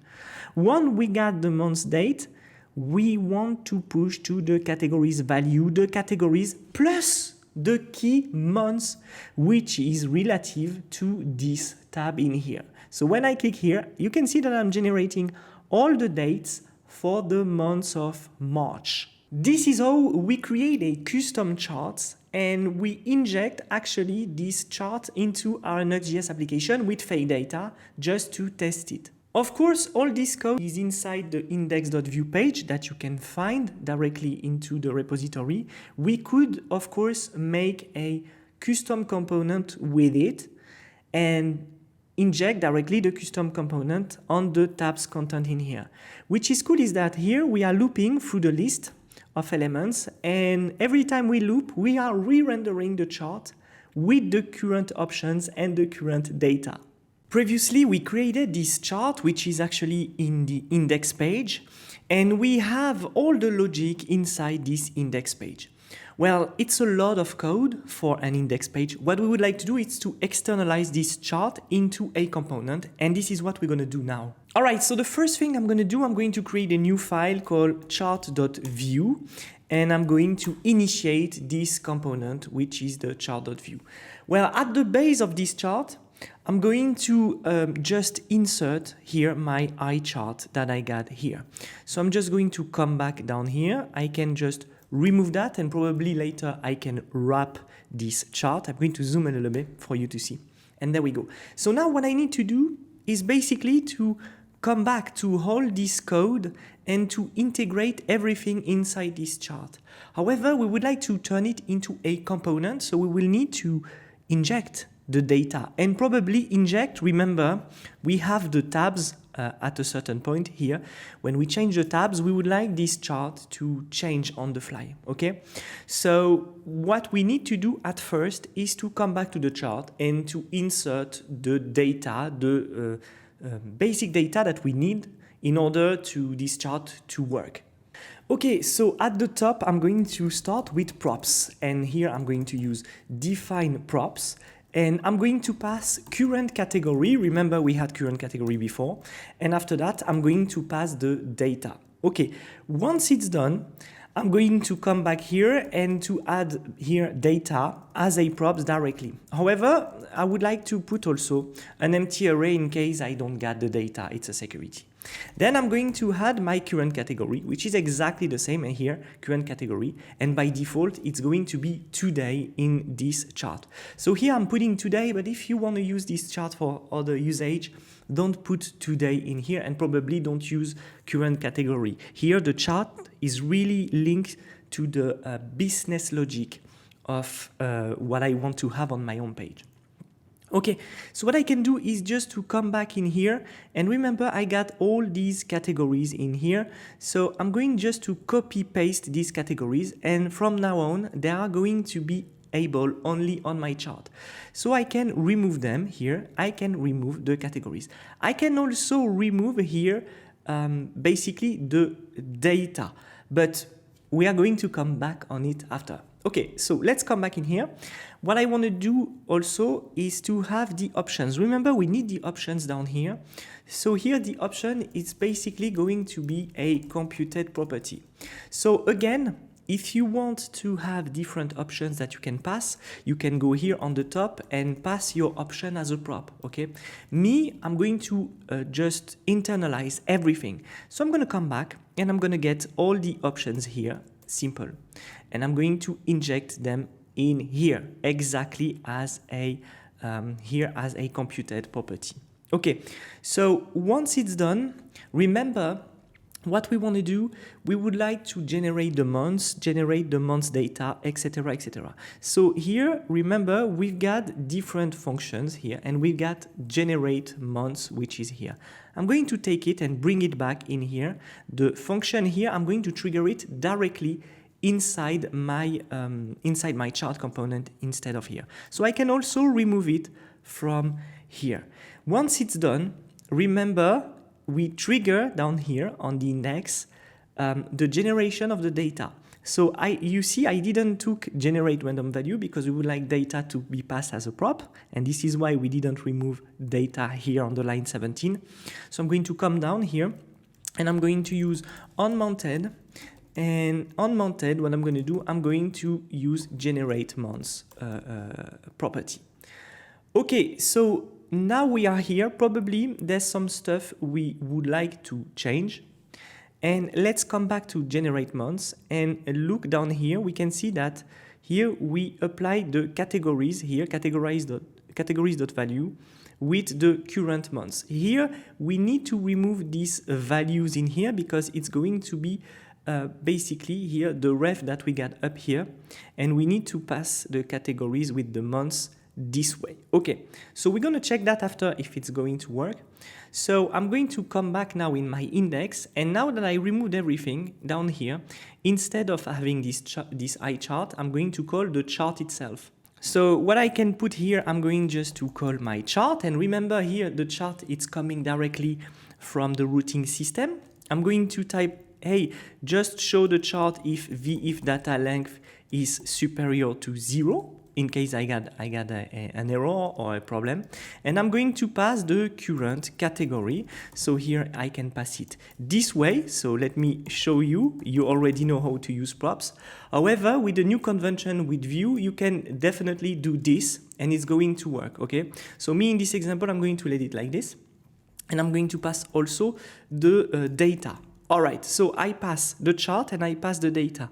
Now up here, what should I change? What should I do? So on the top, we've got the tabs that we are using. We have the loading list ref. I don't know why we got it in here, but it's okay. I'm going to take the data, and in order here, it's going to be the data that is going to be the most important. Then we got the list, remember, and in this list, we got all the tabs that we are using. And then we have the current category. Okay, after that, we got the generate random value. And we've got also down here the set category. So I'm going to remove the comment in here. And here we created this function in the previous course. So if you want to understand, please come back to the previous course. Okay. Here we see that we inject as a random value the number of the days. So we got here 24 hours, sorry, here 7 days, 31 months, which is probably totally good because we have 30 days or 31 days. And here for the year, we got all the months or the number of the days. If you want to, you can display the months or whatever. So here I'm just putting this in here. Okay, down here we don't need the generate months anymore, and we don't need this comment also. And the random value that we want to generate, it's today. Remember, it's today the first value. So I'm going to put 24, and we should be good. We should have the chart that is going to be generated automatically with just this set of data. And when we come back to the chart, it's working like a charm. If I switch here, we can see that I switch between the week, today, and the months. It's pretty good. Now let's give a bit of design to this chart, because it doesn't look really nice. Like, we would like to have it like a card. So I'm going to come back in here, and I'm just going to simply add a border, P4, and it's going to be rounded LG. So here the chart is going to be adapted as a card here. Later we can come back to the legends here and to turn them into a gray light or something like this. But now we understand that we have this card where we can switch everything. We are done with the charts for now. Previously we created this chart here, and we've got some cards here at the bottom. What I propose you is to use Chat.cn to create those cards. The card component of Chat.cn, it's a regular component. It's really useful. It's probably the one that you are going to use the most, because it gives a lot of options to create a nice card like this. So if it's for a login page, or if it's for like a home page with different assets that you want to show, images, text, charts, it's really useful. I didn't inject this high chart component into a card because I wanted to make a separate course on the card. But here I'm going to show you how to create this type of card. So I'm going just to copy paste this, and I'm going to inject. And again, be safe, it's always Chat.cn view that we use here because we are under Nuxt. Do not try to use the Chat.cn of Next.js, it's not going to work. So I'm going to come back here. I got my card. And the first thing that I want to work on, it's the model of the card. So here I got my index page, and I want to switch between 3 different cards, okay? So I'm going to create a model for my cards. So I'm going to come down here and type cards, and it's going to be an array. So basically, it's not a course about TypeScript. So here I'm not going to create a card type and explain to you how to inject it here. I just want to show you how you can display cards as easy as this. So let's say that we're going to have a title for these cards, and here it's going to be sales. Then we're going to have some kind of progression. So the progression number is going to be the percentage of the progression of a chart. So basically, if you have more sales this week than last week, we're going to have a progression number. Okay, I'm going to add an amount also. Let's say that this week it's going to be 84.44, whatever. And then I would like to have a label because I'm going to have a component. And here it's going to be view sales. All right, so after that, I'm going to add a description. I think it's going to be like this, very good. Sales of March 2024, there we go. Then I would like to have an icon, and you remember we used the icon previously in a course. I'm going to explain it again for those who didn't see the previous course. We can use here Nuxt icon to inject directly an icon with the name of the icon here. So it's going to be Solar Ticket Sales Outline. I'm going to do 3 cards like this, and then we are going to loop to show them directly down here. All right, I finally got these 3 cards that I got here. And what I would like to do is to display these cards directly here, down here, on a specific component using the card component from Chat.cn. So I'm going to create a new component that is going to use the card component of Chat.cn, which is under the UI folder, right? So I'm going to come back here, and I'm going to create a card.view, and I'm going to init my component this way. Okay, the thing that I would like to use here, it's the badge component also from Chat.cn. We can see here that the badge component will help me to display some elements like this at certain space of my card. Okay, so I'm going just to copy paste this, stop my server, install the badge, and it's going to be fine. So I'm going to start again, and we can work on this card component. So I'm going to import badge, okay, directly from here, my component, from my UI component. So I can go directly like this and type UI/badge, so I got my badge. Also, what I would like to do is to come back and to import everything that is related to the card. So I got here the card content, the card footer, etc., etc. So I'm going to just copy paste this, and I'm going to use TypeScript for this. So I'm going to use TypeScript this way. There we go. Then here I got my card, and I'm going to create a props because, yeah, remember, I want to inject here. So I'm going to type here props, and let's say that I'm going to call it card. You can call it data if you want, whatever. It's not going to be a problem. Okay, so I can see that I got my defined props here. I'm going to remove this long TypeScript because right now my VS Code is not really well configured to use TypeScript on Vue. Okay, so I got this card, and here I'm going to use the card header. The card header, it's going to help me to display some data directly inside the header. So Chatcien thought about everything. He thought about making parts of the card that are separated into different elements. So we got the card header, we got also the card content, and we got the card footer, something really easy to understand. And in each of them, I'm going to inject some data, and we're going to see in real time how it works. But to see how it works, I need to loop through these cards, okay? So down here, remember, we got this loop, and what I'm going to call, it's a card. Here, there we go. And here, it's not in free, but it's in the cards list. And I'm going to remove this piece of style that I got here. And I'm going to push here, basically, as a card, I'm going to push my item. So I should be good now to display all the elements. Now it's totally empty, but we can see that we got the free cards here. So the last thing that I need to do here is to change this piece. Here I need to use the grid, and let's say that I just want to have the grids on LG, so I'm going to type grid scores 3 and gap 4, and if I come back, they are dispatched the right way. Okay, so I can close here this element, and I can come back to my card and to work on what I want to display. So inside the card header, what I would like to have at first, it's a paragraph, and I would have to have the card title. So remember, we inject the card title here. I'm going to come back, and suddenly we got sales, refunds, payout, which is really cool. Then I want to use the badge. Remember, we got the badge component, which is up here, and I would like to have this card progression. Okay, card progression, and after that I'm just going to add a plus, and I can add the percentage or the percentage just after.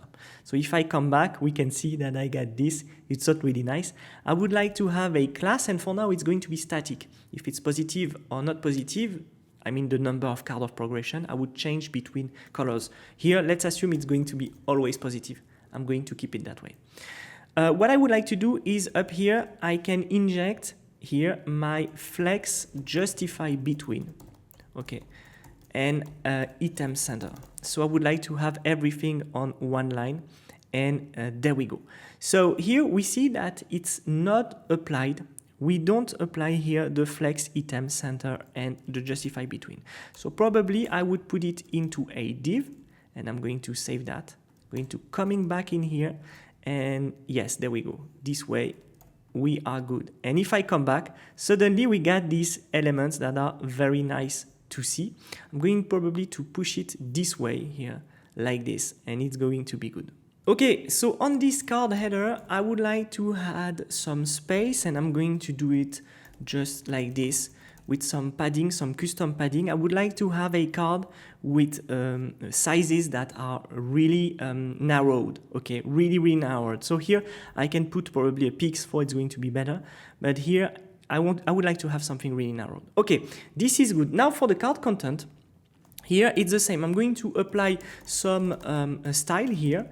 And what I would like to do here is probably to have a border B, because I would like to separate the bottom here from the top. And I would like to have something like this, a card with a separation. So I do the padding inside the card content instead of doing it on the parent, otherwise I would have some white space.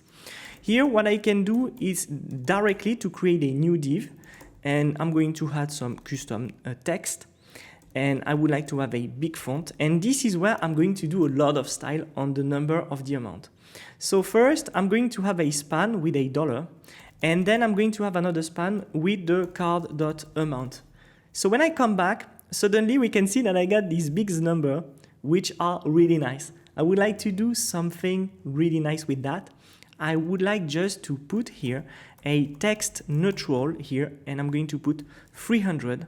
And I would like to have the dollar in gray like this, to have a card that looks like this, right? It's a nice effect in my opinion. What I would like to add also is probably here on the production, here, a plus. So when I come back here, suddenly we can see that we've got the plus 8%, plus 14%, etc., etc.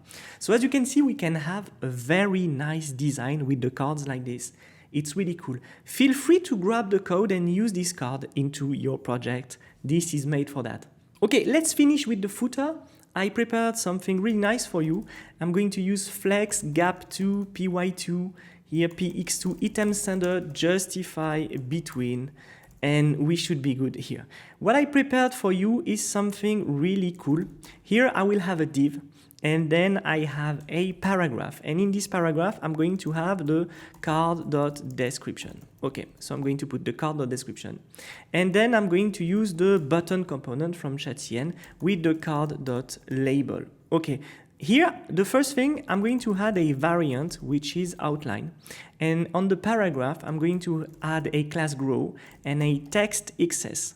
Okay, so we got down here, as you can see, the description and then a button. So view sales, view refund, view payouts. So I'm going just to come here, view payouts. So here we've got something really nice, but what I would like to add, it's probably here an icon, something nice because it's too empty. I mean, you could keep the card like this, but it's too empty in my opinion. So remember we created this icon stuff, and here I can call icon from Nuxt icon, and I can put a size, a basic size of 20, and I'm going to inject the card.icon that I had before, and I'm going to add a color black. I would like to make it in a square.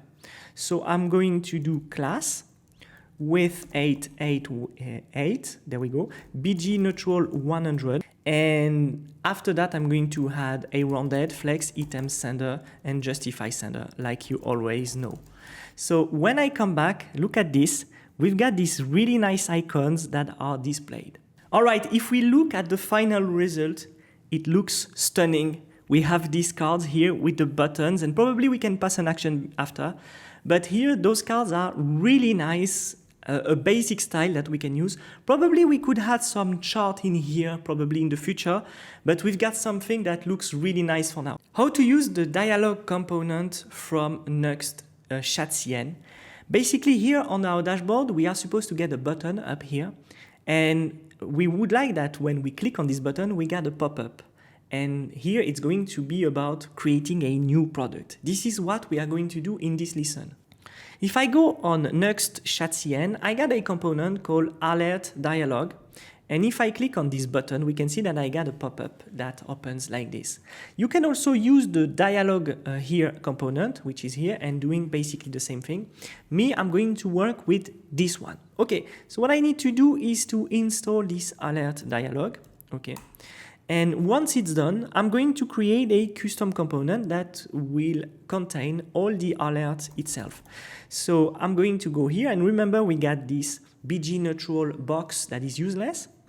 I'm going to create a new folder called product, and inside I'm going to have a new.view, and I'm going to initiate my component this way. Directly inside my component, what I can do if I want is to copy paste the existing code of Chatcien. This is the force of Chatcien. It's giving you all the code to start directly. There we go. So here, instead of having my box, I'm going to call my product new component immediately. The component itself has the button and the dialog at the same time, right? So my server is running, and if I come back here and I update, I got this open here, and if I click, we have the box that we want. So now we are going to work on this dialog to make it presentable with a form to create a new product. So here I'm going to remove this open. I'm going to add a button. And let's say that it's going to be add a new product. There we go. So we got this element, which is here, add a new product. and we've got this form in here. So I'm going to keep the dialog header, okay, but I'm going to remove its content. And I'm going to keep also down here the cancel and the button continue, but here it's going to be create. On create, what I want to do, and here I have to use the on click here, I want to create a new product. All right, so here the create new product, it's a function that doesn't exist for now. So I got to create it, and I got to create a const create a new product is an async function here. And down here, I'm going to do all my business logic, okay? So here I'm gonna have a try catch finally, sorry. And inside here, what I would like to have at first is to have a loading state. So a loading value is equal to true. And at the end, I would like, of course, to have a loading false. Right now, I don't have a loading state.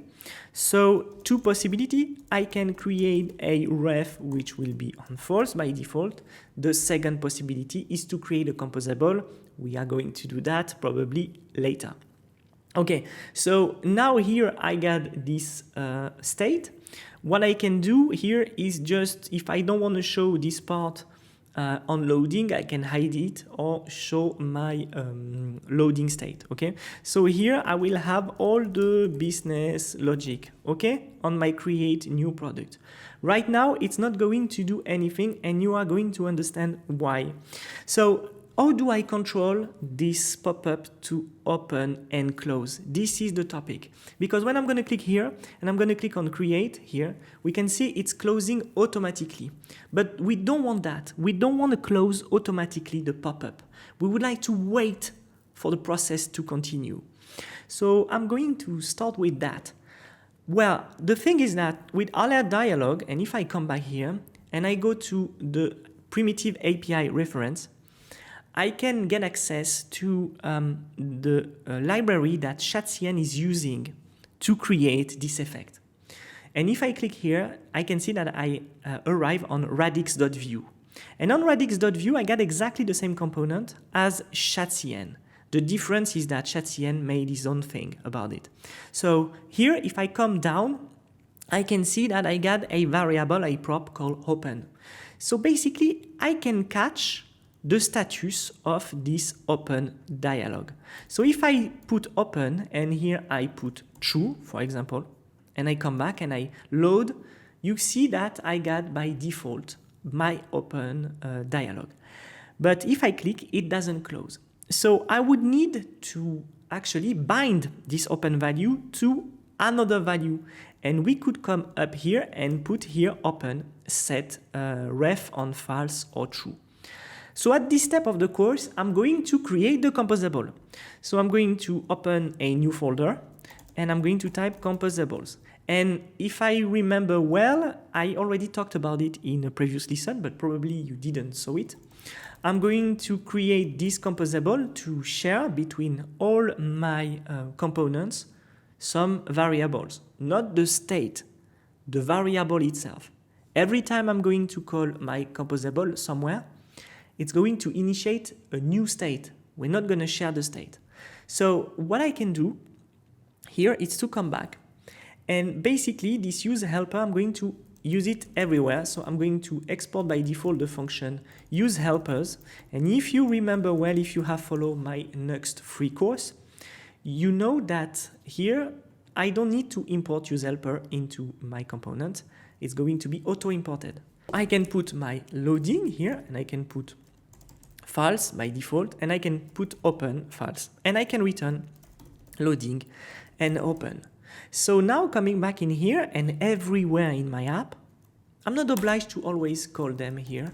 What I can do is to call directly use helpers, and here I can call loading and open. So now my composable is distributing these values all the time everywhere in the app. Be safe again, it's not because open here is on true, that is going to be on true for every other component that is calling use helper. But I explain this more into my private courses on my platform. Okay, so now we got the button add a new product. So remember by default here, and we need to bind open, which come from here. By default, here open is on false. So if I click on the button, nothing happens. So what I need to do is to bind my click function here and put open on true to add a new product. And when I come back, it opens the window. Down here, I have to do exactly the same. I have to say, hey, if I cancel, open is going to be on false. So now I can come back and I click. There we go. There's only create here where we miss and we need to come back to our function on create new product. And we need to say open.value is equal to false. So if I come back and I click here and on create, we are good. At this step, we will wait for the process to be done. Okay, let's say that I'm going to have just a very simple form. You are able to create the form you want or inject a new component for that. I'm going to use the alert dialog title already fulfilled by Chatien. Here I got my create new product. So when I click here, create a new product. And down here, I'm going to use the input also coming from Chatien. So if I come back here, we see that I didn't import yet input. I can go directly here on Chatien view and see input down here. So I can come back and just install my input. Okay, once it's done, we can see that I got an input. So what I can do here is just to add a placeholder. And here I can put my product name and there we go. So here I can fulfill my stuff. And when I create a new product, I can do the whole logic that I would like to after. We are done with the design of this dialog. You understood that you can bind the state of the dialog and play with that state with your own actions in here. We can pass to the next element to learn. You may or may not have followed my previous course on Next.js with Chatien. And remember, I created this very nice component called user item, a library that you can find on NPM. Well, basically for now, this component is only available on React and Next.js. And this very nice component gives you the opportunity to handle here, if you want, your avatar component with a loading state, with some elements in here. It's just the beginning, okay? I'm working on this library, but what I propose you to do is to recreate almost the same here, the same component down here on our dashboard. Okay, let's go here. I'm going to go to the components and I'm going to create a new user item.view component. And I'm going to initiate this user item.view. So if I come back to the sidebar, remember, it's at the bottom here. I'm supposed to have the sidebar. So I can call my user item in here. And if we come back, we are good. So I got my hello user item on the bottom. Okay, so I'm going to do it static. Probably you would like to inject some props. But to go faster, I'm going to do it static. It's going to be better. So the first thing here is going to be here my first name. Then after that, I can put a description, which is YouTuber or CTO and YouTuber. There we go. So here, I would like to add a text black and then a font bold to start. So if I come back, I got something that looks like this in here. So probably here, I want to wrap it into a div. Because remember, I would like to have some kind of rounded full actually, with 10, 8, 10, BG green 500, a round next to my element down here. Also, what I would like to do is to have some padding and margin. So here the margin is going to be basically 2 and the padding is going to be basically 4. So if I come back, I suddenly have this, which is really nice. I'm going to add a border, a rounded border here, and we've got this. So the padding, we see the padding is probably too much. I'm going to add a padding 2 and we are good. I'm going to use flex, item center, justify center and a gap of 2. And when I come back, I have something really nice down here. However, it's not a justify center. It's probably a justify start and we are good. So we see that we got some padding in here. I'm going to remove the first padding of this element here, or probably the leading one, so which means the line of the 8. And here is going to be also the M0. Yeah, here I put MB0, but it's actually M0. There we go. And here I can put a text SM or text base and we should be good. The other thing is that inside my box, I would like to have my name here. So let's say that I would like to have a const ref here with a name, which is Guillaume Durand. And I'm going to just inject the name here, which you can transform as a prop later. For the description, it's going to be the same. I'm going to add a description, yes. And then here I'm going to type description is equal to ref, and I'm going to pass here my CTO and YouTuber. There we go. So what I can do here is to use name 0, and we should be good in here. We got the letter, a little bit like Gmail does. So this is what I did on user item. I hope by the time you will watch this video, I will be able to turn it into a view component also. I need help to work on the library, so feel free to send me some pull requests. So I'm going to put flex, item center, justify center, font bold, text white directly. So I'm going to save that, and suddenly we have the component that we have here. Let's say that we would have a cursor pointer, and on hover we would like a BG neutral 50 with a transition effect. And when we pass here, we see this nice transition effect. So we've got this nice component user item. Let's talk about a major component that you will probably use inside your Nuxt dashboard with ChatCN. It's the tables. So we got two options with ChatCN to work on the tables. The first option, it's the table itself. So if I go to table down here, we can see that we got a very nice example, which actually a model based on a table. It's simple with columns and a data table. So if we look at it, it works this way. With ChatCN, we got first a table component, where we inject here, so we can directly here inject the code on the front end, and then it's up to us to loop through the table head and the table row to display our table.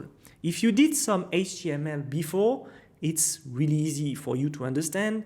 We have a table with rows and columns and dynamic data like this. If I look at the code, I always got a list of data to inject to the table, which is totally normal. And most of the time, you would prefer to use another table, which is the data table. So if I come back here on the data table, I can see that I got basically exactly the same table as we saw before. But the difference here is that now I got filters, and I got, for instance, those checkbox and those elements that I can choose here.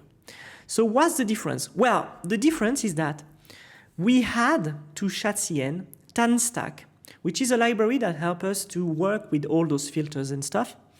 And TanStack here is going to be on the top of our ChatCN library. And we got way more code. And if we look at the code closely, it's not one component, but it's basically 3 files. And those 3 files are those ones. Here we got basically the columns. So we're going to have a separate file with the columns. We got here the data table.view, which is basically the table itself. And we can have a third file, which is here the data table dropdown. But in my case, it's going to be the page. So what I want to do is to create a new page. And what I propose you to do is to create a page transactions. So if we come back here, we already got a page transactions, which is here. And I'm going to remove it. And I'm going to create a new folder called transactions. And inside, I'm going to put an index.view. Why do I do that? Because I will here put my columns as a file if I want to. And I can put also here the data table if I want to. However, my data table is going to look the same almost everywhere, so I'm going to put it into the component. So I'm going just to initiate this component that we got here. And I'm not going to waste my time, okay? I'm just going to copy paste the header coming from here, and I'm going to inject my /div in here. And instead of having product.new, here I'm going to put, for instance, all your transactions. And here I'm going to type transactions, and we are good. I need to be sure that in my menu up here, I got transactions. There we go. I'm going to remove the others because if I don't get the page, Nuxt will not like this. Okay, so I got my transactions page. I'm going to come back and suddenly I got the page that is created. Very nice. So the first thing that I want to do is to install this data table. It's going to be better in my case. And I have a full guide that shows me how to use this data table here that we can follow. This is not easy to handle at a first attempt, but I really encourage you to try to work on this one. Okay, so I'm going to come back to the top and I'm going to add the table to my actually to my instance here, to my project. I'm going also to add the tan stack. If you don't add the tan stack, it's not going to work, okay? So you add tan stack view table and you are good.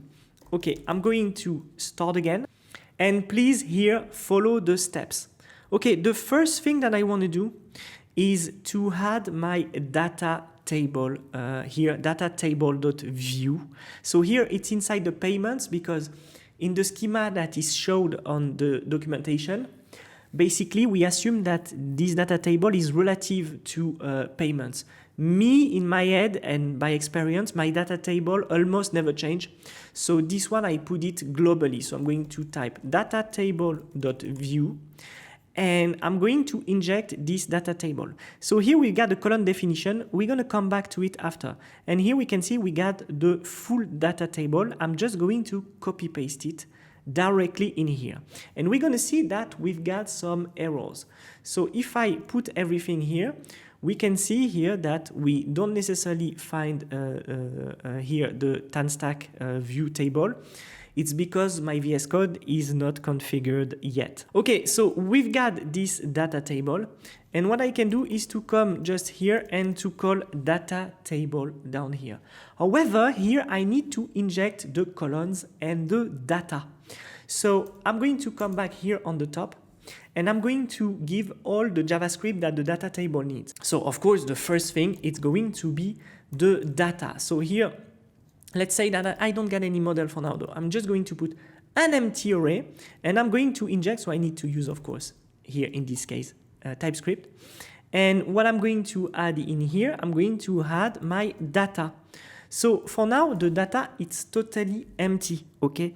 We don't have anything. So we would need to generate some objects. So I come back here and if I look deeper into the code, we can see that to render the table here, they are doing a call, a get data call, and they got a model in here. And they return the data. This is the data we inject directly to the data table that I got just down here. Okay, me, I don't got any call to do now. I'm going to fake this call with actually a ChatGPT function that is going to fake the data with the data model that I'm going to inject. And when I get the model here, I will be able to work on the columns because this is on this model that I'm going to be based to create the columns. All right, so I asked ChatGPT to create a function for me that will be called generate random data, and it will assign to data here, the random data, random objects, okay? So what I can do here is to say, on mounted, I want you to generate, okay, some fake data. So I'm going to put generate random data and 10 items. So here we can see that I got an error. I'm going to import basically here my unmounted from view, and I want to import also my ref. Why do I do that? You will say to me, hey Guillaume, you are on the Nuxt, you don't need to do that. Well, basically in the documentation, and here we can see that I got an error.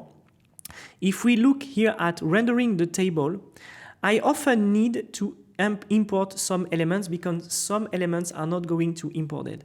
And for instance, I need to import the H from view, which is going to hydrate, if I remember well, here my columns. Okay, so I got this and we are good.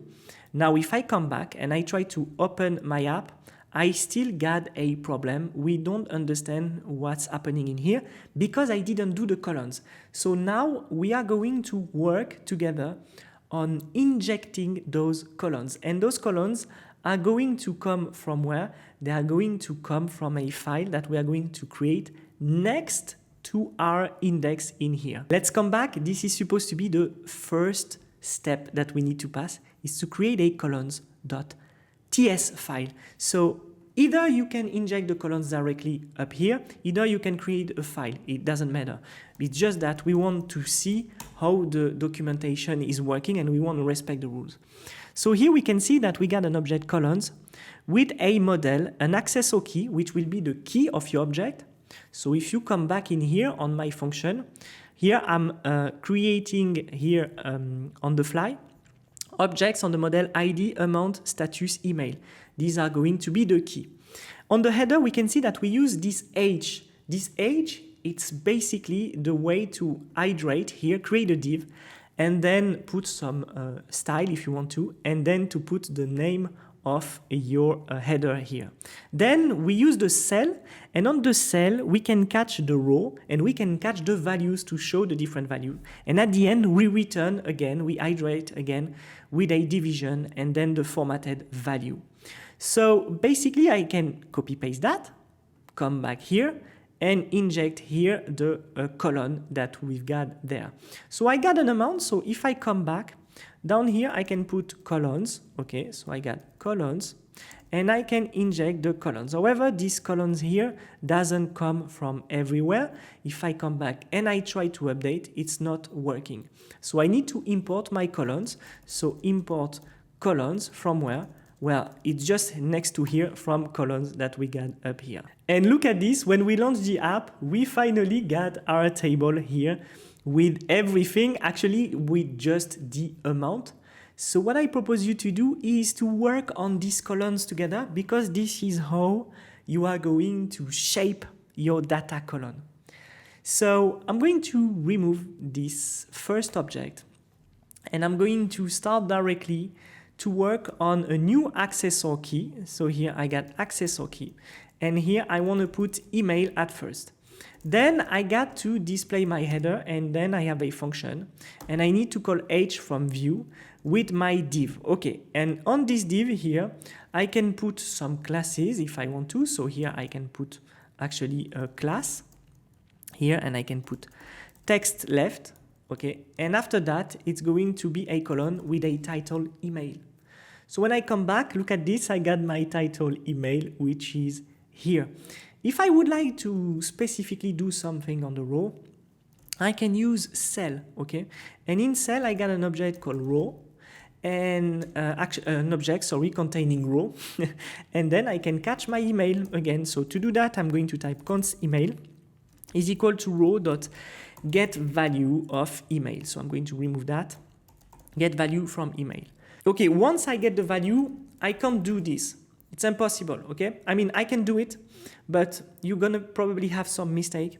You can use the h from div here. At this point, this is what the library is talking about, right? Probably in the future it will work, but in March 2024, the Vue library is specifying to use the function h from Vue to iterate dynamically our table, I think so. So here I'm going to add text left and font medium, right? And we should be good. And then I can add my email. So suddenly I got my elements here. It's working really fine. I can do exactly the same for every key that I have. So if I put unlimited email, I'm going to have the 4 columns displayed. And this is not what I want to do. So what I want to do is basically to change this email to status. So here, remember, we got a status. So if I update, we suddenly got email status. There we go. And up here, I think I want to change it for amount. So I can change my amount. And again, if I want to use a library here, like numeral to put $1 in front of it, I can do it. So basically, if I'm completely out of libraries, I can use just the dollar and we suddenly have the amount of the dollars like this. So I got the status. And then if I want at the end, I can put, for instance, the ID. So I'm going to add the ID, which is probably useless, but there we go. We got here the email, amount, status, and ID, and we've got our table working. So let's come back to the transactions and let's look at what we did. We created the data component table that is going to help me to create the data table. We injected the columns, and the columns are going to change for every table that we're going to use, of course. If I'm gonna have later an account and I want to display a table, I will have different columns. So the thing that I would like to change is going to be only this one, okay? It's going to be the columns, but not in this file, but in a new file, of course, a new columns file.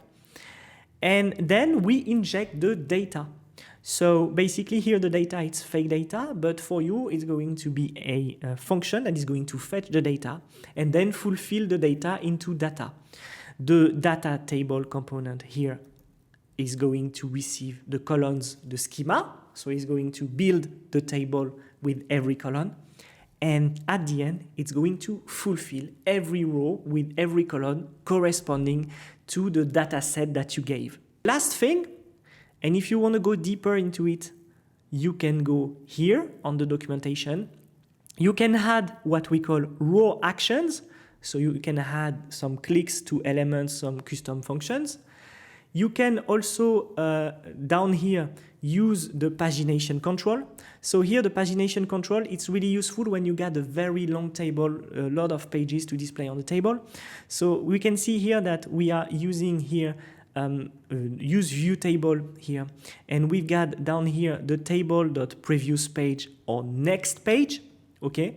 So let's say that you have a lot of data to put into a table, you can do it. You can also sort the table. So here, basically, I'm not going to do it because here I just have fake data and it's just a demonstration on how to use this data table.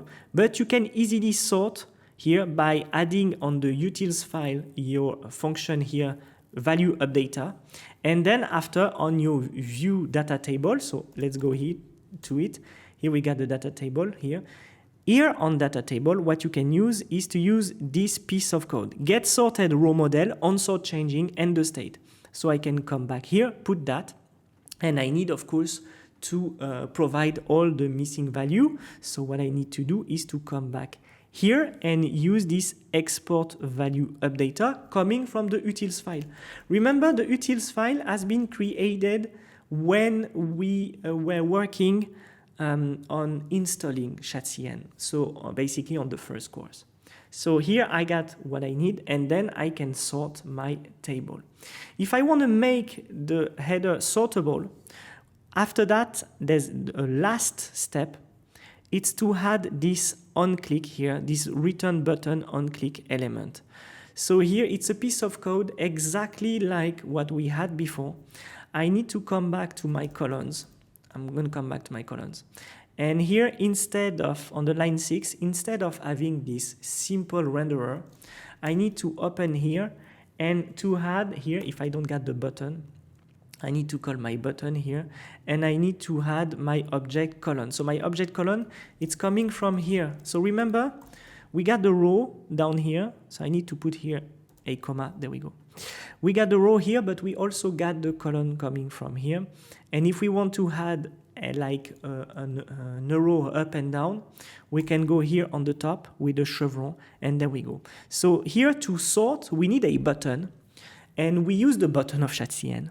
And this button is going to trigger the function toggle sorting coming from the column key. Sort here your column. You will need to inject a button, and in this button we are going to bind a function, and this function is going to use the function that are provided by ShadCN to handle your table. And in the column object, we can see that we got a function called toggle sorting, okay? And toggle sorting here, we definitely got the code, so we don't need to write it, which is the force of ShadCN again. We can use directly this toggle sorting to sort our own table. Again, for the table with ShadCN, it's really easy to understand. We got two possibilities. If we want to display a simple table, we can use the table component, which doesn't take any real logic different from HTML. If I go to the data table, I got something really different, something probably more complex, but you just need one time to set it up and it's going to work forever. We got here a data table with different data, and we can sort the element. If you want to sort your table or paginate your table, as we can see here, you need to use data table, okay? To use the data table, you need to install this data table and to use TanStack. Once it's done, you need to create here the models of the column, okay? You need to inject the data table and you need to fetch your data. Once you got your data, you can basically push directly to the data table, the column and the data. At the end, it will render to you a normal table, a data table with filters and all the data that you provided.